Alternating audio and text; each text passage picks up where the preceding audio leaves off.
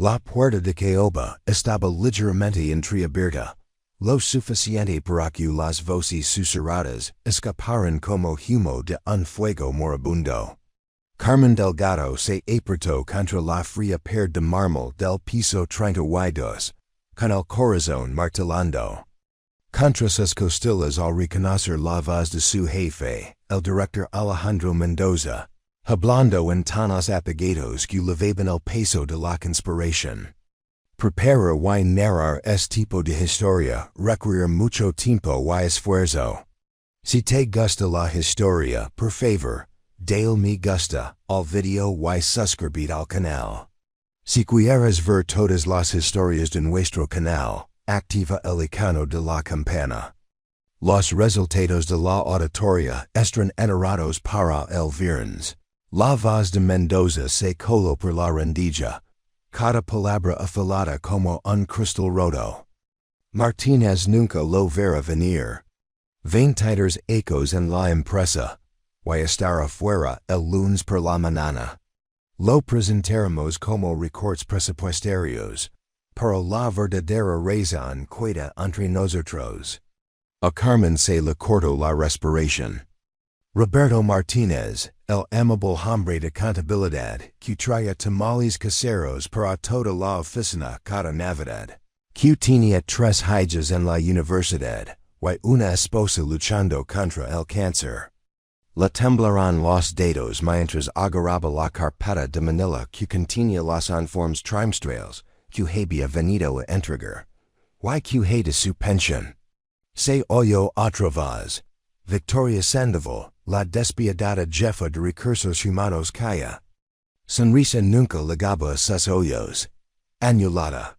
Los informes de gastos falsificados que plantemos, lo justificaron todo. La malversación conlleva graves consecuencias. Victoria.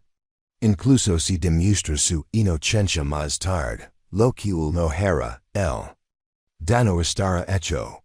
Su reputación quedará destruida. El aire en el pasillo de repente se sintió denso, sofocante. Carmen había trabajado como secretaria personal de Mendoza durante 8 años.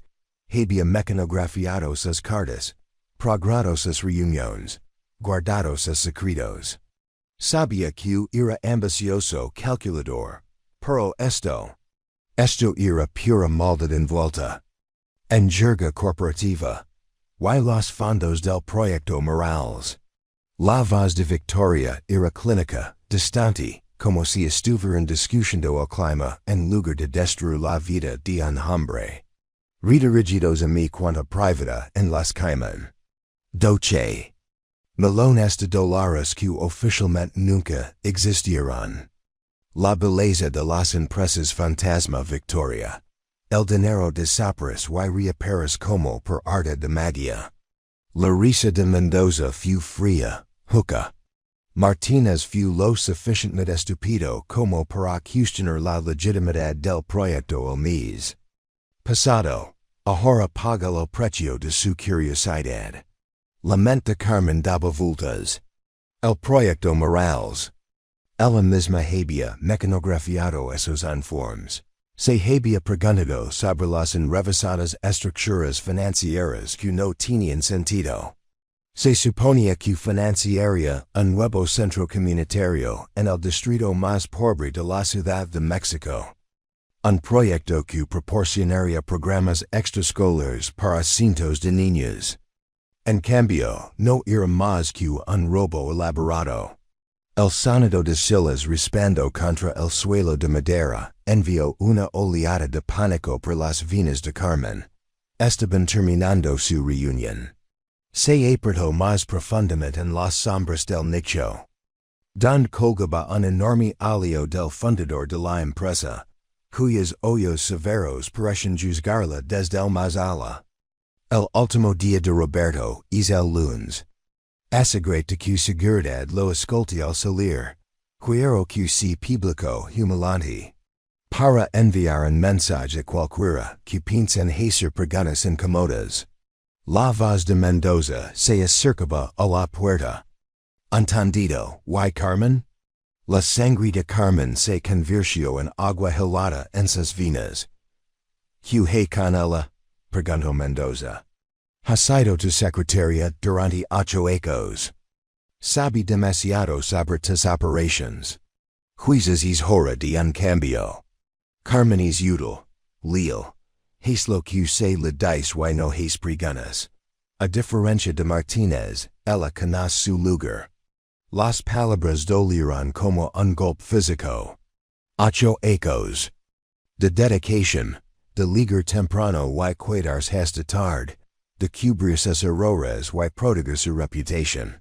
Y así es como la veía. Una herramienta útil que se podía desecar cuando fuera conveniente. Aún así, no la pierdas de vista. Las secretarias lo oyen todo. El pomo de la puerta giró y Carmen se escabuló en silencio. Sus tacones sin hacer ruido contra el mármol pulido mientras huía hacia el babo de damas al otro extremo del pasillo. Dentro del pristino santuario blanco, cerró la puerta con llave y se miró en el espejo con marco dorado. A sus 34 años, Carmen Delgado nunca se había considerado extraordinaria. Estatura media, cabello castaco recogido. En el mismo mono profesional que había lavado durante años, ojos oscuros detrás de unas gafas de montura metálica, que la hacían parecer estudiosa y inofensiva. Vestía trajes conservadores, azul marino, gris carbon, alguien que otro berdios cuando se sencha atrevida. La secretaria corporativa perfecta, invisible y eficiente. Pero mientras se miraba en el espejo, algo cambió detrás de sus ojos. Una chispa de algo que había estado latente durante demasiado tiempo. La voz de su abuela resonó en su memoria, hablando en un español rápido sobre la justicia y las consecuencias, sobre cómo el universo siempre encontraba la manera de equilibrar la balanza. Mía, le había dicho su abuela durante la última visita de Carmen antes de la muerte de la anciana 2 años atrás. A veces Dios necesita que seamos sus manos en este mundo. A veces debemos ser la tormenta que arrastra la corrupción. La carpeta de Manila en las manos de Carmen contenía más que simples informes trimestrales. Como secretaria personal de Mendoza, tenía acceso a todo: su calendario, su correspondencia, sus registros financieros. Programaba sus reuniones con consultores en el extranjero, mecanografiaba sus comunicaciones con empresas fantasma, organizaba sus archivos con transacciones sospechosas. Durante 8 años, había sido la secretaria perfecta, leal, discreta, invisible. Pero a medida que la verdad de la inminente destrucción de Roberto Martínez se instalaba en sus huesos, Carmen se dio cuenta de que la invisibilidad podía ser su mayor arma. La puerta del babo de damas se abrió, y Carmen se recompuso rápidamente, fingiendo retocarse el pintalabios mientras Victoria Sandoval entraba. La directora de RRHH era una mujer de unos 50 años que había escalado hasta la cima, a través de una crueldad calculada y a las estratégicas. Su cabello rubio platino estaba recogido en un mono severo, su traje rojo impecable y intimidante. Carmen, la voz de Victoria, era mil sobre cristales rotos. No esperaba verte en este piso tan tarde. Informes trimestrales para el señor Mendoza, respondió Carmen, su voz firme a pesar de la agitación en su pecho. Los solicito para su revisión de esta noche. Victoria estudió el reflejo de Carmen en el espejo, sus ojos azul pálido buscando cualquier señal de engaño. Por supuesto, su dedicación. Espero que el señor Mendoza aprecie lealtad. Servo a los mayores intereses de la empresa, respondió Carmen con cuidado. Ciertamente. Victoria aplicó una nueva capa de pintalabios escarlata con precisión depredadora. Sabes, Carmen, en mi experiencia, los empleados más valiosos son aquellos que entienden la importancia de la discreción. Aquellos que no ven ni oyen nada más allá de sus deberes asignados. La amenaza era clara, envuelta en cortesías corporativas. Pero inconfundible. Carmen Asensio, interpretando el papel de la secretaria obediente. Entiendo perfectamente, señora Sandoval. Excelente. Victoria tapó su pintalabios y se giró para mirar a Carmen directamente. Se avecinan cambios en esta empresa. Grandes cambios. Aquellos que se adaptan, prosperan. Aquellos que no. Se encogió de hombros elegantemente, un gesto más amenazador. Que cualquier amenaza explícita. Después de que Victoria se fuera, Carmen permaneció en el babo de damas varios minutos más, con la mente a toda velocidad. Roberto Martínez sería destruido en 4 días, a menos que ella actuara. Pero, como podría una secretaria, la invisible y impotente Carmen, enfrentarse a la maquinaria corporativa que Mendoza y Sandoval controlaban? La respuesta le llegó lentamente, como el amanecer sobre la extensa ciudad de Abajo.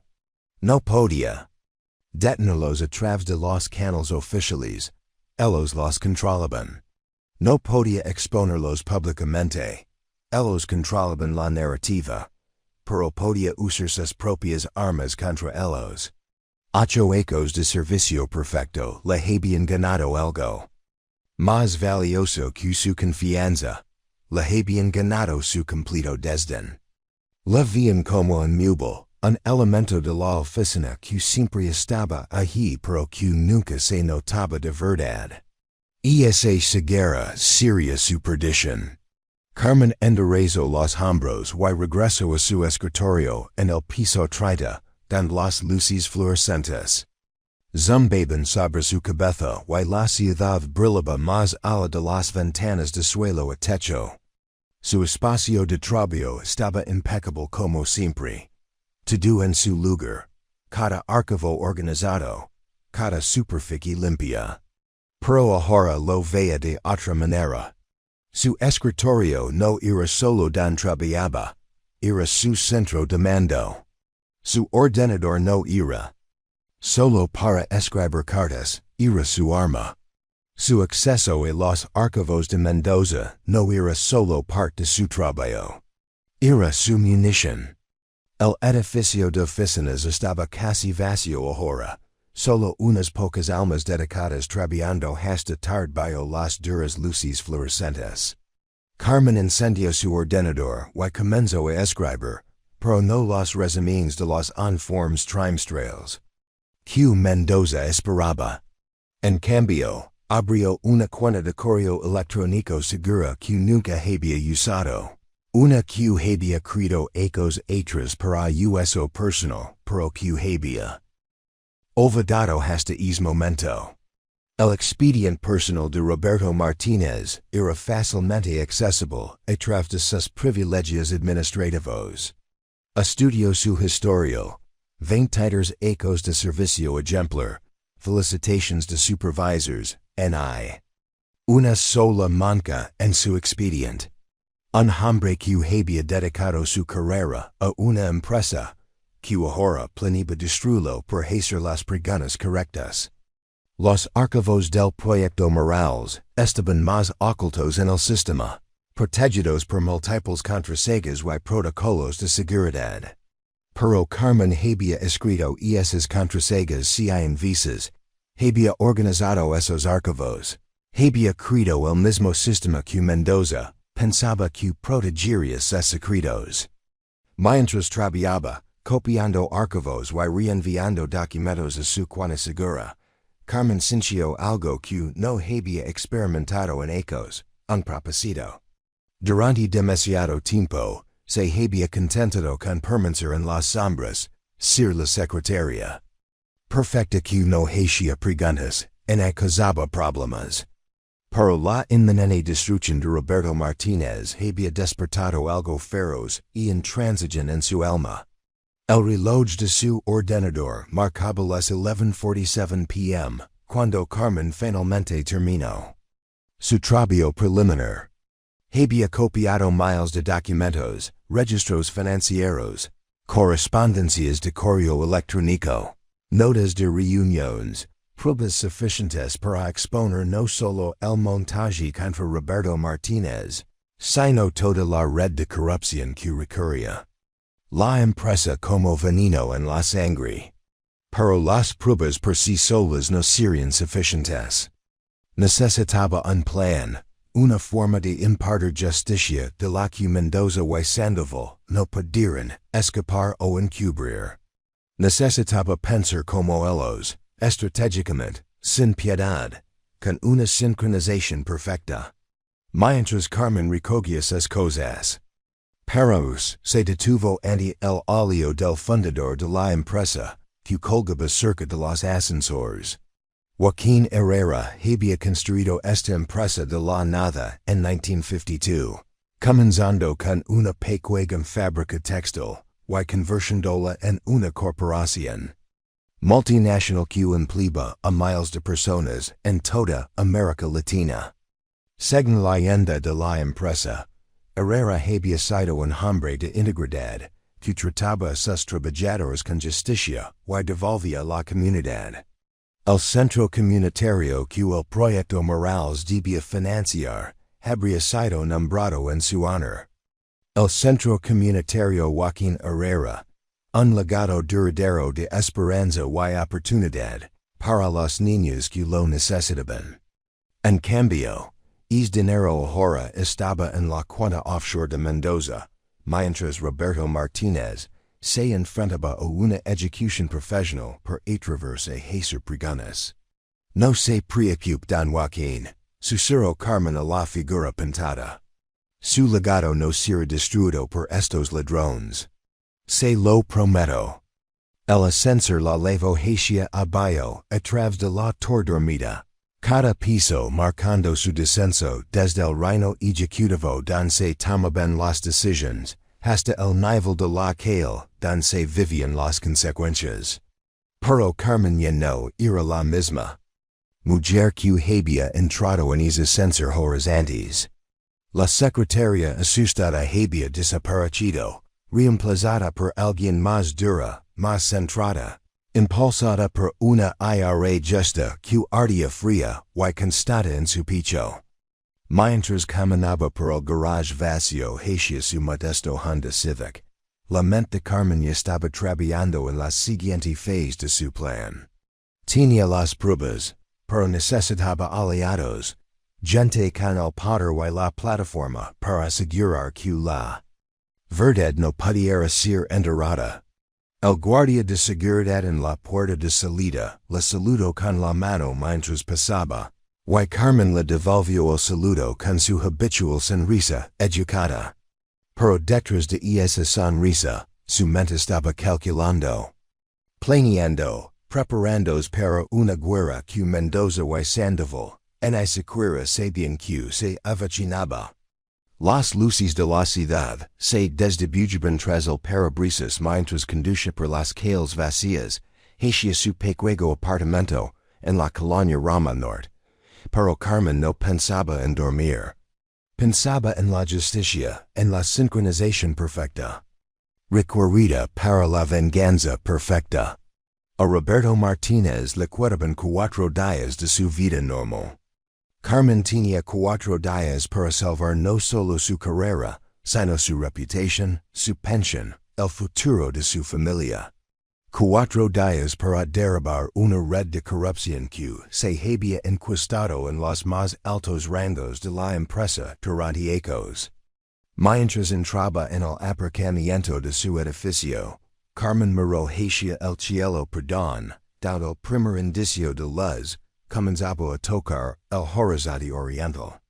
En algún lugar a lo lejos, una campana de iglesia dio la hora, 12:30 a.m., la mañana. Del viernes había comenzado. La cuenta atrás para la venganza perfecta había comenzado. Y Carmen Delgado, la invisible, la ignorada, la subestimada Carmen, Estaba lista para convertirse en la tormenta que arrasaría la corrupción, y restauraría el equilibrio perdido. Había sido la secretaria perfecta durante 8 años. Ahora era el momento de ser la enemiga perfecta. El apartamento de Carmen en la colonia Roma Norte reflejaba la cuidadosa moderación que había definido su vida durante 34 años. El espacio de 2 habitaciones estaba limpio y organizado, amueblado con piezas prácticas en lugar de elegantes, decorado con fotografías de familias y algunas plantas que de alguna manera lograban prosperar a pesar de sus largas horas de trabajo. Dejó su bolso y sus llaves en la pequeña mesa junto a la puerta, siguiendo la misma rutina que había realizado miles de veces. Pero esta noche, todo se sentía diferente. El entorno familiar parecía pertenecer a otra persona. La antigua Carmen que se había contentado con permanecer invisible, que nunca había cuestionado los compromisos morales que conllevaba la vida corporativa. El refrigerador zumbaba silenciosamente en la cocina, lleno de los recipientes de preparación de comidas de la semana, que Carmen organizaba cada domingo con precisión militar. Palo y la parrilla, verduras al vapor, arroz integral, las mismas combinaciones que alimentaban su existencia eficiente, pero anodina. Siempre se había enorgullecido de su disciplina, de su capacidad para mantener rutinas perfectas que maximizaban la productividad y minimizaban el desperdicio. Pero al mirar esos recipientes idénticos ahora, Carmen los veía de otra manera. Representaban más que una simple alimentación organizada. Representaban una vida vívida en calles cuidadosas, cada aspecto compartimento y controlado, sin permitir. Nunca le ha spontanido la pasión o el tipo de coraje moral que podría perturbar su cómoda mediocridad. Abrió su portátil en la pequeña mesa del comedor, donde solía pagar facturas y responder correos personales. La cuenta segura que había credo antes y estaba recibiendo el primer lote de documentos reenviados de los archivos de Mendoza. Cada correo que llegaba era otra pieza de evidencia, otro clavo en el ataúd que estaba construyendo para los hombres que se creían intocables. La documentación del proyecto Morales pintaba un cuadro claro de robo sistemático. Se habían asignado 12 millones de dólares para la construcción del centro comunitario, aprobados por la Junta Directiva basándose en detallados planos arquitectónicos y estudios de impacto comunitario que la propia Carmen había ayudado a formatear. Pero el dinero nunca había llegado a los contratistas o proveedores previstos. En cambio, había sido canalizado a través de una serie de empresas fantasma con nombres como Desarrollo Urbano Solutions y Constructora Metropolitan, S.A. Entidades de sonido impresionante que solo existían en el papel. Carmen rastreó el rastro del dinero a través de transferencias bancarias y facturas, siguiendo las migas de pan digitales que Mendoza había asumido que permanecerían enterradas en el laberinto de la burocracia corporativa. Cada empresa fantasma estaba registrada en una dirección, que resultó ser una pequeña oficina en un centro comercial, atendida por un único empleado que manejaba el papeleo para docenas de entidades similares. Los números de teléfono levaban a buzones de voz que nunca se contestaban. Los directivos corporativos listados en los documentos eran variaciones del mismo nombre: A. Mendoza, Alejandro M., Alex Mendoza, alias obvios que demostraban una arrogancia impresionante o una confianza total en que nadie miraría lo suficientemente cerca como para darse cuenta. El dinero había recorrido este laberinto de empresas ficticias antes de aterrizar en una cuenta en el First Caribbean International Bank en las Islas Caimán. El titular de la cuenta figuraba como Arm Holdings Limited. Las iniciales de Alejandro Rafael Mendoza, apenas disimuladas detrás de un nombre corporativo genérico. Carmen imprimió cada documento, organizándolos en carpetas de Manila con la misma meticulosa atención al detalle que la había convertido en una secretaria tan eficaz. Pero ahora, esa atención al detalle servía a un maestro diferente. En lugar de proteger los intereses de Mendoza, estaba construyendo el caso que lo destruía. Mientras trabajaba, surgieron recuerdos de momentos en los últimos 8 años en los que debería haber visto las señales. Las reuniones nocturnas con contratistas que nunca parecen producir ninguna construcción real. La correspondencia con consultores financieros que se especializaban en optimización fiscal internacional. La aprobación de facturas por servicios que nunca se prestaron, suministros que nunca se entregaron, trabajo que nunca se realizó. Ella había mecanografiado esas cartas, archivado esas facturas, programado esas reuniones sin cuestionar. Su trabajo era facilitar, no analizar. Las buenas secretarias no preguntaban por qué. Simplemente ejecutaban con precisión y discreción. Pero Roberto Martínez había preguntado por qué. Durante una revisión de auditoría de rutina el mes pasado, había cuestionado la estructura financiera del proyecto Morales. El centro comunitario se suponía que era un proyecto de construcción sencillo. Pero la contabilidad mostraba una compleja red de subcontratos y honorarios de consultoría que no se alineaban con los planos arquitectónicos. Carmen recordó la reunión donde Roberto había presentado sus preocupaciones al comité ejecutivo. Ella había tomado las actas, escribiendo sus preguntas sobre sobrecostos y retrasos en el cronograma. En ese momento había pensado que sus preguntas eran rutinarias. El tipo de análisis exhaustivo que los buenos contadores realizan para asegurar la responsabilidad fiduciaria. Ahora entendía que Roberto se había topado con algo mucho más grande que los sobrecostos. Había encontrado el primer hilo suelto que, si se tiraba, descentraría toda la red de corrupción de Mendoza.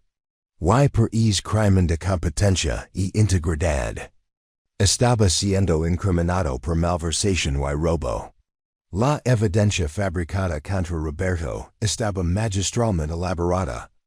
Informes de gastos falsificados lo mostraban facturando a la empresa por viajes personales, hoteles de lujo, cenas caras con clientes que resultaron ser familiares. Las cantidades eran lo suficientemente significativas como para justificar cargos criminales, pero no tan grandes como para activar una supervisión automática. Carmen reconoció la mano de Mendoza en los detalles. Los informes de gastos se crearon utilizando la identificación de empleado y la firma digital de Roberto. Pero las marcas de tiempo de envío mostraban que se presentaron durante horas en las que Roberto estaba en reuniones que la propia Carmen había programado. Los viajes personales eran en realidad viajes de negocios que Roberto había realizado a petición de la empresa. Pero la documentación había sido alterada para eliminar cualquier referencia a un propósito corporativo. Lo más condenatorio de todo eran los depósitos bancarios que aparecían en la cuenta personal de Roberto. Pagos de empresas fantasma que supuestamente representaban sobornos de proveedores. Pero Carmen podía rastrear esas mismas empresas fantasma hasta la red de Mendoza. Roberto no estaba recibiendo sobornos. Estaba siendo incriminado con el propio dinero sucio de Mendoza. La sofisticación del montaje era impresionante y aterradora. Si Carmen no hubiera escuchado la confesión, si no tuviera acceso a los documentos originales, incluso ella podría haber creído que Roberto era culpable. La evidencia era exhaustiva, internamente consistente y cuidadosamente elaborada para resistir un escrutinio casual. Pero Mendoza había cometido un error crucial. Había confiado en que Carmen permanecería invisible. Mientras la luz del sol del viernes por la mañana comenzaba a filtrarse por las ventanas de su apartamento, Carmen preparó café y continuó trabajando. Rastreó cada transacción financiera, documentó cada registro falsificado, mapeó cada conexión en la red criminal de Mendoza. El alcance de la corrupción era asombroso. El proyecto Morales era solo uno de varias esquemas que habían desviado millones de dólares de propósitos legítimos de la empresa a las cuentas personales de Mendoza. Había sobornos de proveedores que recibían contratos inflados. Había honorarios de consultoría pagados a empresas que no prestaban servicios reales. Había reembolsos de gastos por viajes de negocios ficticios y entretenimiento de clientes imaginario. Durante los últimos 3 años, Mendoza había saqueado sistemáticamente la empresa, mientras usaba su posición para silenciar a cualquiera que pudiera hacer preguntas. Roberto Martínez no fue el primer empleado honesto en amenazar la operación de Mendoza. Carmen encontró evidencia de otros 2 contadores que habían sido transferidos silenciosamente a oficinas distantes, después de plantear preocupaciones sobre prácticas financieras irregulares. Un gerente de control de calidad que cuestionó las relaciones con los proveedores había sido despedido durante una reestructuración que solo afectó a su departamento. Un oficial de cumplimiento que solicitó documentación detallada para transferencias internacionales había sido resignado a un rol sin sentido hasta que renunció por frustración. El patrón era claro. Las preguntas sobre las operaciones de Mendoza y de Carrera en la empresa se acababa. El caso de Roberto era diferente solo por su brutalidad pública. Mendoza quería hacer un ejemplo de él, demostrar las consecuencias de la curiosidad de manera tan dramática que ningún otro empleado se atrevería a investigar prácticas financieras irregulares. El teléfono de Carmen vibró con un mensaje de texto de su madre. Mía, no olvides la cena del domingo. Tu padre. Va a ser mol. Trae a alguien si quieres, tal vez a es hombre amable de contabilidad que mencionaste. La ironía era aplastante. Roberto Martínez era el hombre amable de contabilidad que Carmen había mencionado a su familia. No porque estuvieran involucrados. Románticamente, la vida personal de Carmen era tan cuidadosamente controlada como la profesional, sino porque Roberto era una de las pocas personas en la empresa que la trataba como un ser humano en lugar de como un mueble de oficina. Siempre le daba los buenos días cuando pasaba por su escritorio. Recordaba sus cumpleaños y preguntaba por su familia. Cuando la abuela de Carmen murió hace 2 años, Roberto había sido el único colega en asistir a la misa fúnebre, sentado en silencio en el banco de atrás como un gesto de respeto por alguien a quien nunca había conocido, pero que había sido importante para Carmen. Roberto tenía 3 hijas, María, que estudiaba ingeniería en la UNAM. Sofía, que cursaba medicina en la Universidad Anahuac. Y la pequeña Ana, todavía en la preparatoria, pero que ya se acaba con ser maestra. Su esposa Elena era un alma gentle que trabajaba a tiempo parcial en una librería local cuando no estaba recibiendo tratamientos de quimioterapia para el cáncer de mama, que había regresado por tercera vez en 5 años. Las facturas médicas eran abrumadoras, incluso con el seguro de salud de la empresa.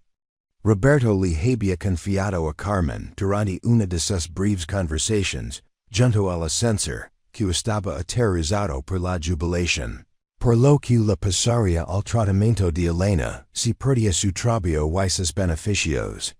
No podía permitirse jubilarse, pero tampoco podía permitirse el estos que podría surgir al hacer demasiadas preguntas sobre las prácticas comerciales de su empleador. Excepto que Roberto Martínez era el tipo de hombre que no podía mirar para otro lado cuando veía algo incorrecto. Incluso cuando mirar para otro lado sería más seguro para su familia. Su integridad era tanto su mayor virtud como su defecto. Fatal en un entorno corporativo donde el compromiso moral era el precio del ascenso. Carmen sirvió otra taza de café y volvió a su portal. La evidencia era abrumadora, pero la evidencia por sí sola no salvaría a Roberto. Necesitaba una estrategia que expusiera la verdad de una manera que Mendoza y Sandoval no pudieran suprimir o manipular. Los canales corporativos tradicionales eran entiles. La junta directiva incluía a varios miembros que se habían beneficiado de los arreglos de consultoría de Mendoza. El departamento de auditoría interna reportaba directamente a Sandoval, quien controlaba la narrativa en torno a cualquier investigación. El departamento legal había sido sistemáticamente debilitado en los últimos 3 años, con abogados experimentados siendo reemplazados por abogados más jóvenes que estaban más preocupados por el avance profesional que por las obligaciones éticas. Las autoridades externas podrían eventualmente investigar, pero los procesos burocráticos se movían lentamente. Para cuando comenzara cualquier investigación oficial, Roberto ya estaría destruido.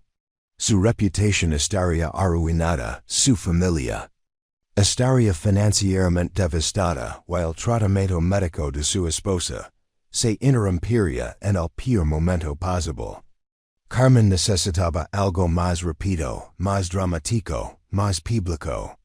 Necesitaba exponer la verdad de una manera que fuera imposible de ignorar o suprimir. La solución se le ocurrió mientras organizaba los documentos financieros por fecha.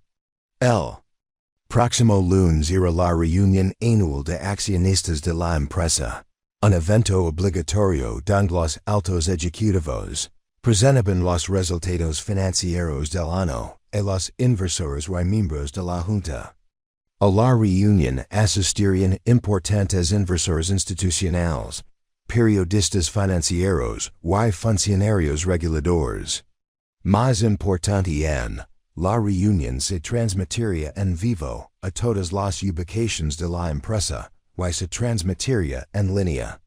Para los empleados que no pudieran asistir en persona, miles de personas estarían mirando, incluido cada empleado que podría preguntar si su propio trabajo estaba seguro en una empresa donde hacer preguntas podría levar a la ejecución profesional.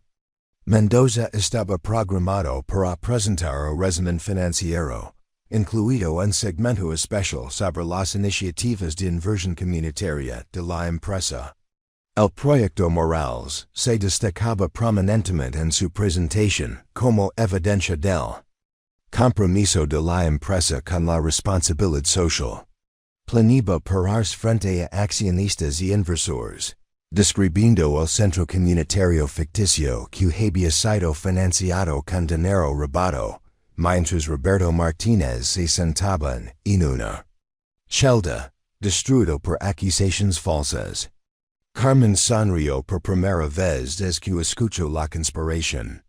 La reunión anual de accionistas no sería solo el momento de triunfo de Mendoza. Sería su ejecución pública, transmitida en vivo a una audiencia que incluye reguladores, periodistas y inversores con el poder de exigir una acción inmediata. Pero necesitaría ayuda. Una secretaria con un portátil no podía derribar una red criminal que tenía tentáculos en toda la estructura de la empresa. Necesitaba aliados con exceso, credibilidad y el courage para actuar cuando llegara el momento. Carmen abrió su lista de contactos y comenzó a identificar posibles aliados. Había empleados honestos dispersos por toda la empresa. Personas como Roberto que tenían integridad pero carecían del exceso, o la plataforma para desafiar la corrupción de manera efectiva. Había periodistas que se especializaban en fraud corporativo, reguladores que siempre buscaban casos de alto perfil para construir sus carreras, y inversores que se indignarían al saber que les estaban robando su dinero. Más importante aún, había otras víctimas de la red de Mendoza, empleados que habían sido silenciados, transferidos o forzados a salir por hacer preguntas incómodas. Tendrían tanto la motivación como la credibilidad para apoyar su caso cuando llegara el momento de revelar la verdad. Cuando llegó la mañana del sábado, Carmen finalmente se permitió unas horas de sueño. Pero incluso en sus sueños, estaba planeando, calculando, preparándose para la guerra que comenzaría en serio cuando regresara el lunes por la mañana. Había sido la Secretaria Perfecta durante 8 años, invisible y eficiente. Pero la invisibilidad funcionaba. En ambos sentidos, si Mendoza y Sandoval no podían verla, tampoco podían predecir lo que era capaz de lograr. A Roberto Martínez le quedaban 4 días antes de que su mundo se derrumbara. Carmen tenía 4 días para asegurarse de que cuando llegara el colapso, enterrara a sus enemigos en lugar de él. El lunes por la mañana llegó con el tipo de claridad cristalina que Carmen había llegado a asociar con los momentos del destino. Se paró frente al espejo de su babo a las 5:30 am, aplicándose el mismo maquillaje neutro que había usado durante años, pero viendo a una mujer diferente.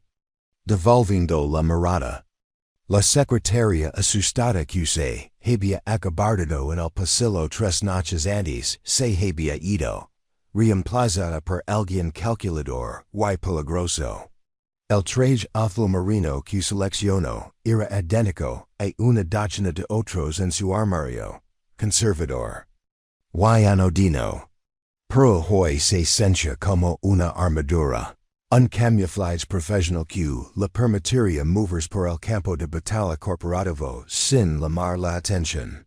Se recogió el pelo en el mismo mono, se ajustó las gafas de montura metálica, y practicó su sonrisa agradable y deferente hasta que pareció completamente natural.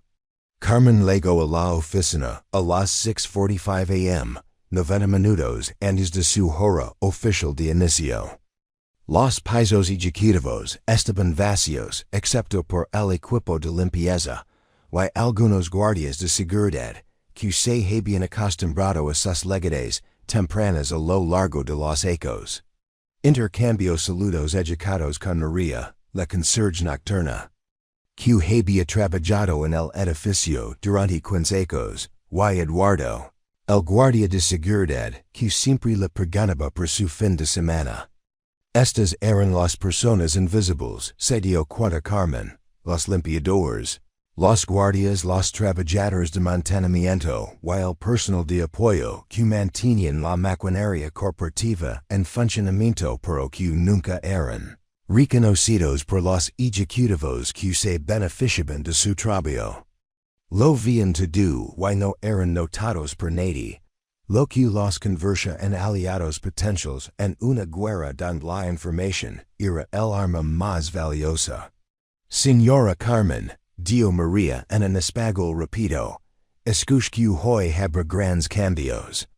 Trajeron guardias de seguridad adicionales para la reunión de accionistas, y el señor Mendoza ha estado muy nervioso todo el fin de semana. Su asistente llamó 3 veces ayer para verificar el horario de limpieza de su oficina. Carmen archivó esta información. Mendoza ya estaba nervioso. Lo que significaba que su estrategia estaba funcionando incluso antes de que la hubiera implementado por completo. El miedo hacía que la gente fuera descuidada, while el descuido crearía oportunidades. En su escritorio, Carmen activó su ordenador, y comenzó el cuidadoso proceso de documentar la rutina matutina de Mendoza. Normalmente llegaba a las 8:30 a.m. Pasaba la primera hora revisando los correos electrónicos nocturnos, y los informes de mercado. Y luego tenía una breve reunión con su personal directivo. A las 10 a.m., la reunión de accionistas estaba programada para las 2 p.m., lo que le daba aproximadamente 7 horas para ejecutar la primera fase de su plan.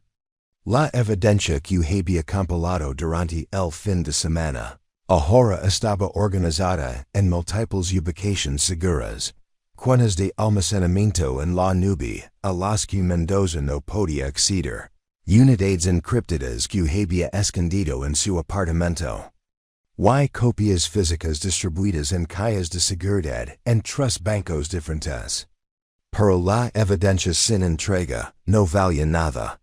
Necesitaba asegurarse de que la información llegara a las personas adecuadas, en el momento adecuado, con el máximo impacto. Su primer objetivo fue la periodista financiera Isabella Reyes de El Economista, un periódico de negocios conocido por sus agresivos reportajes de investigación. Carmen había estado siguiendo el trabajo de Reyes durante meses, impresionada por su disposición a enfrentarse a poderosas figuras corporativas cuando tenía pruebas sólidas de irregularidades. Usando su teléfono personal, Carmen envió un mensaje encriptado a Reyes a través de una aplicación de comunicación segura. Tengo documentación que prueba un fraud y malversación sistemáticos en Corporación Herrera. 12 millones de dólares robados de fondos de desarrollo comunitario. La evidencia incluye registros financieros, correos electrónicos y documentación de transferencias bancarias. ¿Interesada? La respuesta llegó en minutos. Muy interesada. ¿Puedes proporcionar una verificación preliminar? Necesito confirmar la autenticidad antes de la publicación. Carmen adjuntó documentos financieros seleccionados que mostraban la red de empresas fantasma y las transferencias a cuentas en el extranjero. Tuvo cuidado de incluir suficientes detalles para probar la legitimidad, sin revelar el alcance total de su evidencia. Reyes necesitaría ver que no se trataba solo de un empleado descontento con acusaciones infundadas. Su segundo objetivo era más peligroso. Marcos Vega, un investigador de la Comisión Nacional Bancaria y de Valores que se especializaba en delitos financieros corporativos. Contactar a un funcionario regulador podría ser visto como una denuncia, whistleblowing, lo que podría proporcionar protección legal, pero también la convertiría en un objetivo visible para las represalias. Carmen redactó una queja formal que detallaba el fraud del proyecto Morales y incluía documentación de respaldo. La presentó a través del portal de denuncias anónimas de la comisión, pero también envió copias al correo electrónico personal de Vega con una nota indicando su disposición a testificar si se presentaban cargos formales. A las 8:15 a.m., recibió un mensaje de texto de su contacto en la sala de correo de la empresa. Paquete entregado en la oficina de Martínez, según lo solicitado. La escolta de seguridad liga a las 9 a.m. Carmen sintió un nudo en el estómago. La destrucción de Roberto avanzaba según lo previsto. A estas alturas, la seguridad habría descubierto la evidencia plantada en su oficina. Documentos falsos, recibos falsificados y correspondencia fabricada que respaldaban los cargos de malversación. Roberto llegaría al trabajo esperando un Lunes per la manana normal, y en su lugar se encontraría acusado de delitos, que podrían resultar en ecos de prisión. Necesitaba acelerar su cronograma.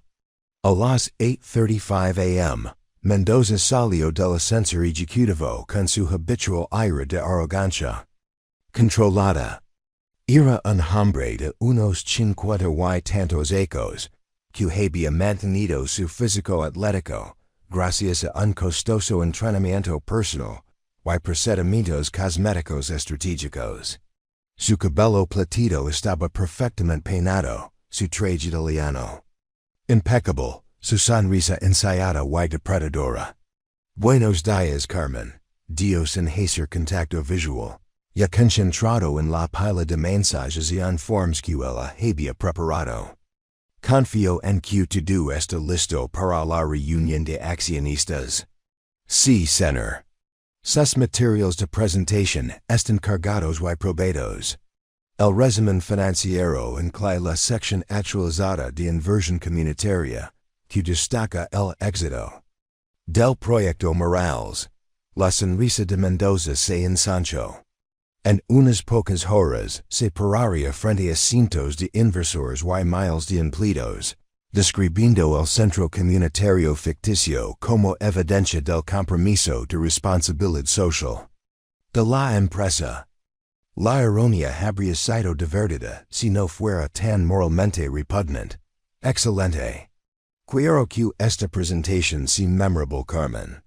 La Junta necesita ver que nuestra empresa no solo es rentable sino que tiene principios. No solo estamos construyendo valor financiero. Estamos construyendo un legado social. Carmen asintió con su practicada actitud profesional. Estoy segura de que será muy impactante, señor Mendoza. A las 9 a.m. sonó su teléfono. El identificador de Lamadez mostraba la extensión de Roberto Martínez. Carmen, ha pasado algo terrible. La voz de Roberto temblaba, apenas controlada. Seguridad encontró evidencia en mi oficina. Documentos que nunca he visto. Registros financieros con mi firma. Dicen que he estado robando a la empresa. Carmen. Agarró el teléfono con más fuerza, forzando su voz a permanecer firme. Eso es imposible, Roberto. Debe haber algún error. Han llamado a la policía. Mi esposa vine para acá. Carmen, no entiendo qué está pasando. Alguien me ha tendido una trampa, pero no sé por qué ni cómo demostrar mi inocencia. El dolor en su voz fue como un golpe físico. Roberto Martínez era un buen hombre siendo destruido por gente malvada, y Carmen era la única persona que podía salvarlo. Pero tenía que tener cuidado de no revelar su conocimiento demasiado pronto. Roberto, no le digas nada a la policía sin un abogado presente. Documenta todo, cada pregunta que te hagan, cada acusación que formulan. Y recuerda que la verdad siempre sale a la luz. Después de colgar, Carmen se sentó en silencio por un momento, preparándose para lo que venía. La parte fácil había terminado. Ahora tenía que ejecutar su plan bajo la atenta mirada de personas que matarían su carrera, y posiblemente su vida, si descubrían su papel en la exposición de sus crímenes. A las 10 a.m., la reunión del personal directivo se levó. Así había sido programado. Carmen se sentó en su rincón habitual, tomando actas mientras Mendoza revisaba la agenda del día con sus jefes de departamento. Victoria Sandoval estaba presente, junto con los jefes de finanzas, legal, operations y marketing. La situación de Martínez ha sido manejada, informó Sandoval con desapego clínico. Seguridad tiene la evidencia, la policía ha sido notificada. YRRRHH procesará su despido esta tarde. Emitiremos un memorando a toda la empresa sobre el mantenimiento de los estándares éticos y la denuncia de actividades sospechosas. Bien, respondió Mendoza. Necesitamos demostrar que el fraud tiene consecuencias. Independiente de cuánto tiempo alguien haya estado en la empresa. 23 ecos de servicio no excusan 23 días de robo. La pluma de Carmen. Se movía por su bloc de notas, registrando sus palabras mientras su mente catalogaba cada declaración para el caso criminal que estaba construyendo. Estaban tan confiados en su poder, tan seguros de su invencibilidad, que discutían sus crímenes. Frente a ella como si fuera un dispositivo de grabación en lugar de un ser humano con albedrío y juicio moral. El director de finanzas, el Dr. Luis Herrera, sin relación con el fundador de la empresa, a pesar de compartir el apellido, planteó una preocupación sobre el momento. Con la reunión de accionistas esta tarde, deberíamos retrasar el anuncio de Martínez. La óptica podría ser problemática si los inversores comienzan a cuestionar nuestros controles internos. La óptica es perfecta, respondió Mendoza. Estamos demostrando que nuestros controles funcionan, que atrapamos a los defraudadores antes de que puedan causar un daño significativo. El caso de Martínez en realidad fortalece nuestra posición al mostrar que tenemos cero tolerancia hacia la mala conducta financiera. Carmen notó la ironía. Mendoza estaba usando la destrucción de Roberto como prueba de la integridad de la empresa, mientras simultáneamente robaba millones de dólares de los fondos de desarrollo comunitario.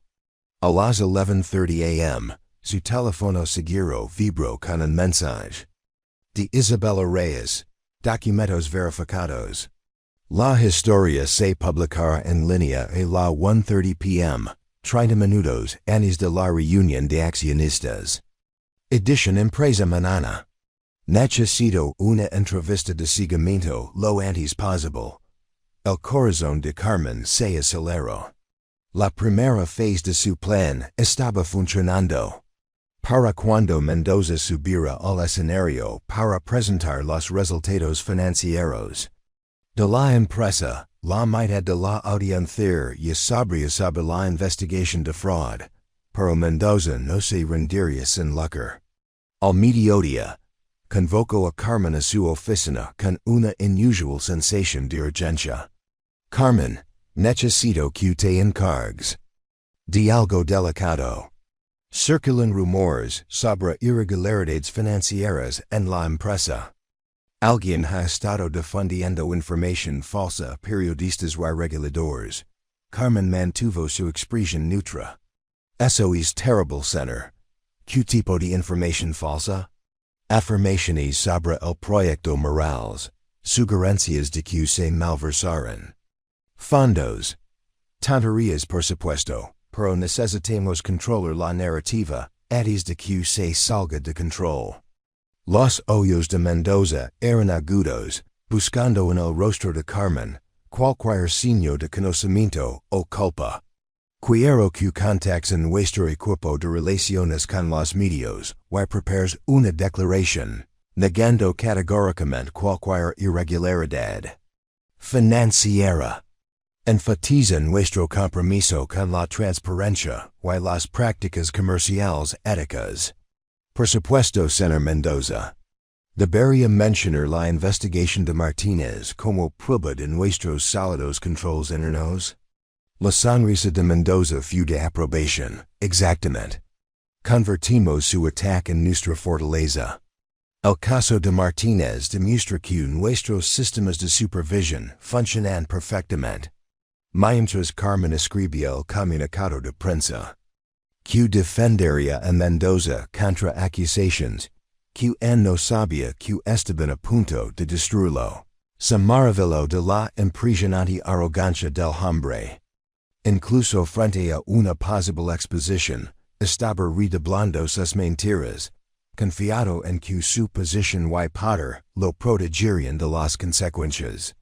A la 1:15 p.m., Carmen recibió una llamada de emergencia del mostrador de seguridad de la empresa.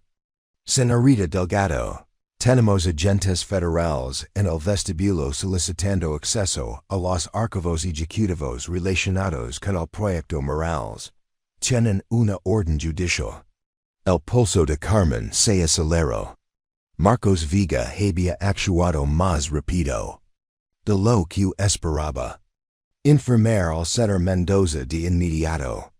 Pero cuando llamó a la puerta de la oficina de Mendoza, lo encontró en una acalorada conversación con Victoria Sandoval y la abogada de la empresa, Patricia Ruiz, a través de la puerta entreabierta. Pudo escuchar fragmentos de su discusión de pánico. La comisión bancaria ha congelado las cuentas. La periodista ya está publicando. Ni CES. Ita hemos destruir los archivos físicos. Carmen llamó más fuerte. Señor Mendoza.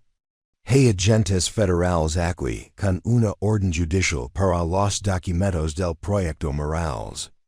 El silencio que siguió fue ensordecido. Luego la puerta se abrió de golpe, y el rostro de Mendoza estaba blanco de rabia y miedo. ¿Qué agentes? ¿Qué orden judicial? Su voz era aguda, peligrosa. Comisión Nacional Bancario y de Valores. Señor.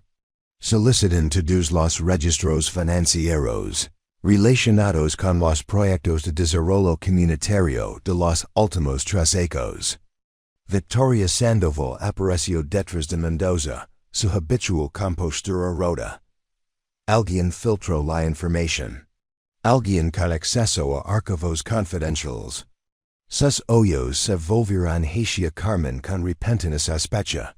Y ella sintió que la temperatura en la habitación bajaba varios grados. Este era el momento para el que se había estado preparando.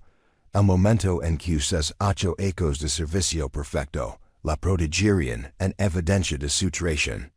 Señor, ¿debería escoltar a los agentes a los archivos financieros?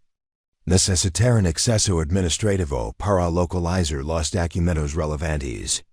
La oferta de Carmen de Cooperer pareció aliviar ligeramente su sospecha. Una persona culpable no se ofrecería voluntaria para ayudar a los investigadores federales, razonaron. Una persona culpable intentaría obstruir o retrasar. Pero mientras los agentes federales llenaban el piso ejecutivo con sus insignias y maletines, Carmen se dio cuenta de que su plan apenas comenzaba. Exponer la evidencia era solo el primer paso. Ahora tenía que asegurarse de que la justicia prevaleciera, que la investigación no pudiera ser enterrada o desviada por el mismo poder corporativo que había protegido a Mendoza durante años. A la 1:30 p.m., el artículo de Isabella Reyes se publicó en el sitio web de El Economista, exclusiva. Comisión Bancaria investiga fraud de $12 millones en Corporación Herrera. La historia incluye documentación financiera detallada, fotografías de las direcciones de las empresas fantasma fabricadas, y un análisis experto del rostro del dinero que conduce directamente a las cuentas offshore de Mendoza. Carmen observa cómo el sistema de comunicación interna de la empresa explotaba con enlaces reenviados y conversaciones en voz baja. Los empleados se reunían alrededor de las pantallas de los ordenadores, leyendo el artículo con expresiones de sorpresa y creciente ira. El proyecto Morales les había sido presentado como evidencia de la responsabilidad social de su empresa. Errores de que en realidad era un robo masivo, se sintió como una traición personal. A las 2 p.m., cuando la reunión de accionistas debía comenzar, el auditorio corporativo estaba cargado de tensión. Los inversores llegaron con copias impresas del artículo de noticias, exigiendo explicaciones inmediatas. Los periodistas financieros llenaron la sección de prensa, Sus cámaras y equipos de grabación, listos para capturar lo que todos sabían en colapso corporativo histórico. Mendoza subió al escenario con su confianza habitual, pero Carmen pudo ver la tensión alrededor de sus ojos, el ligero temblor en sus manos, mientras ajustaba el micrófono. Comenzó su presentación con comentarios preparados sobre el saldo. Desempego financiero de la empresa y las brillantes perspectivas de futuro. Damas y caballeros, Corporación Herrera ha logrado beneficios récord. Este año mientras mantenemos nuestro compromiso con la responsabilidad social y la inversión comunitaria.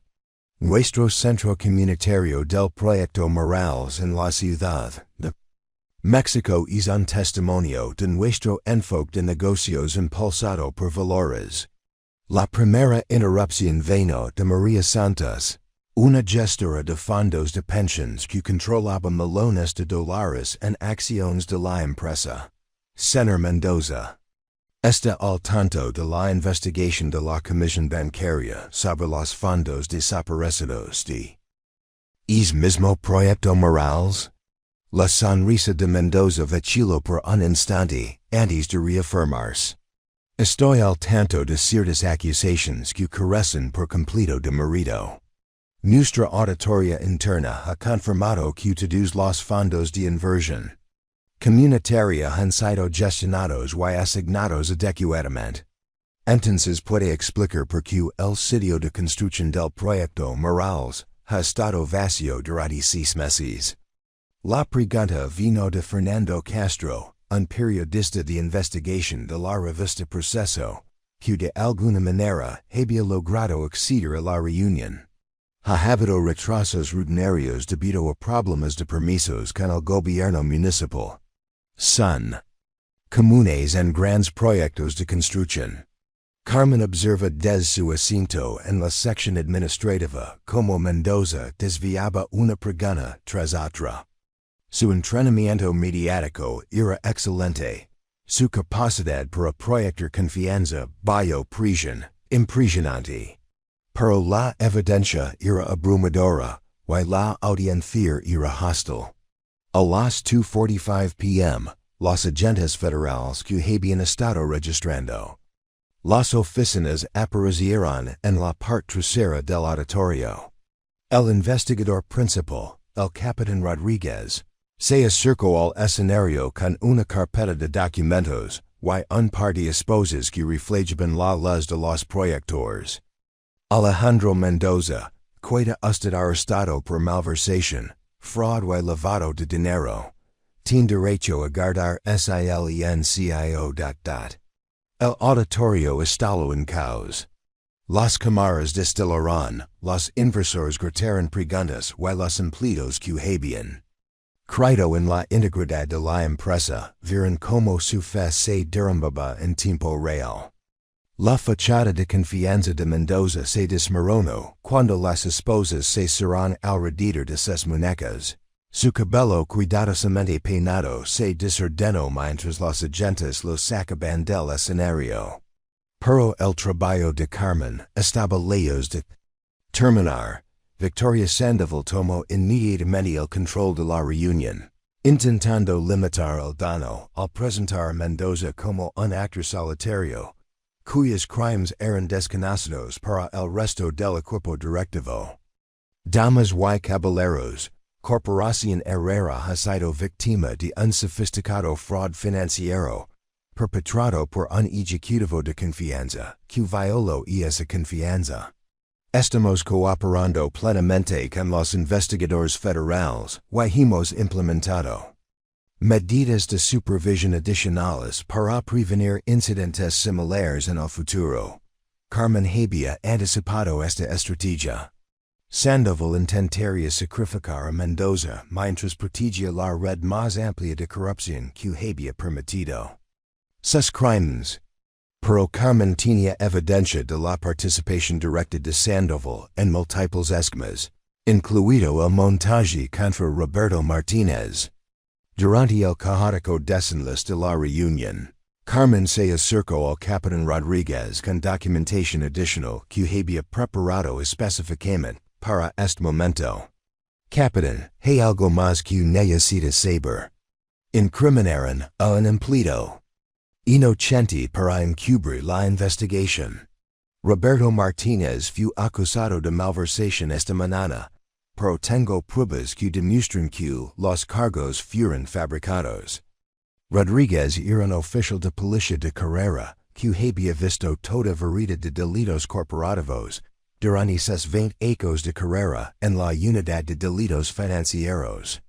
Estudió a Carmen con la cuidadosa atención de alguien que había aprendido a distinguir entre testigos fiables y buscapleitos que buscan atención. Usted es la Secretaria de Mendoza. ¿Por qué incriminaría a su propio jefe? Por robar 12 millones de dólares de un fondo para un centro comunitario. Está mal. Porque incriminar a un hombre inocente con una esposa enferma es malvado. Porque alguien tiene que defender lo que es correcto. Carmen le entregó a Rodríguez una memoria USB que contenía el paquete completo de pruebas que había compilado. Todo lo que necesita está aquí. Registros financieros, correspondencia de correo electrónico, transferencias bancarias, la evidencia fabricada contra Martínez. Está todo documentado y con referencias cruzadas. Rodríguez aceptó la memoria. Con escepticismo profesional. Si esta información es precisa, señorita Delgado, se da cuenta de que será considerada un testigo clave en una importante investigación federal. Su vida está a punto de complicarse mucho. Ya es complicada, capitán. Al menos ahora tiene sentido. A las 4 p.m., la empresa estaba en completo caos. Los agentes federales habían ampliado su búsqueda para incluir la oficina de Victoria Sandoval y los archivos de Cody, personal del departamento de RRHH. La evidencia fabricada contra Roberto Martínez fue rápidamente identificada como fraudulenta. Y se presentaron cargos adicionales contra Sandoval por conspiración y obstrucción de la justicia.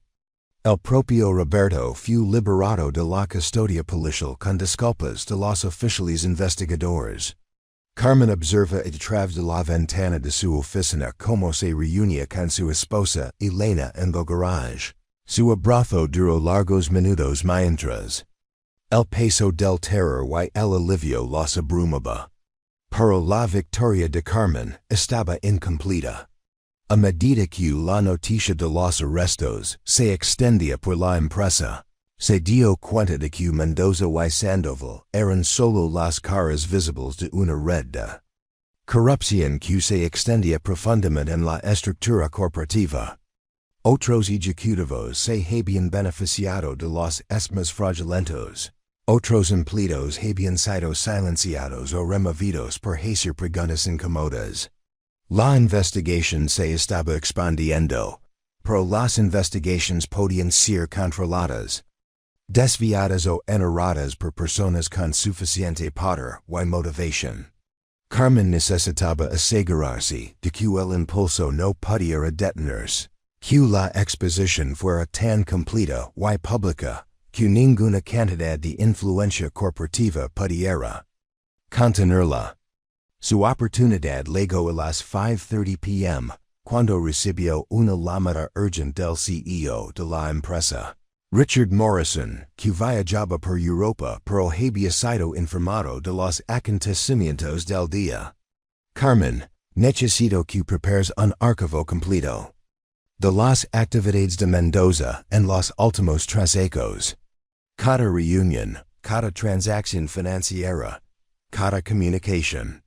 La Junta Directiva va a convocar una sesión de emergencia, y necesitamos entender el alcance total de esta situación. Carmen sonrió, aunque Morrison no podía verlo a través del teléfono. Por supuesto, señor Morrison. Tengo registros exhaustivos Debería incluir sus comunicaciones con otros ejecutivos que podrían haber estado involucrados en actividades similares. Hubo una larga pausa. ¿Qué otros ejecutivos?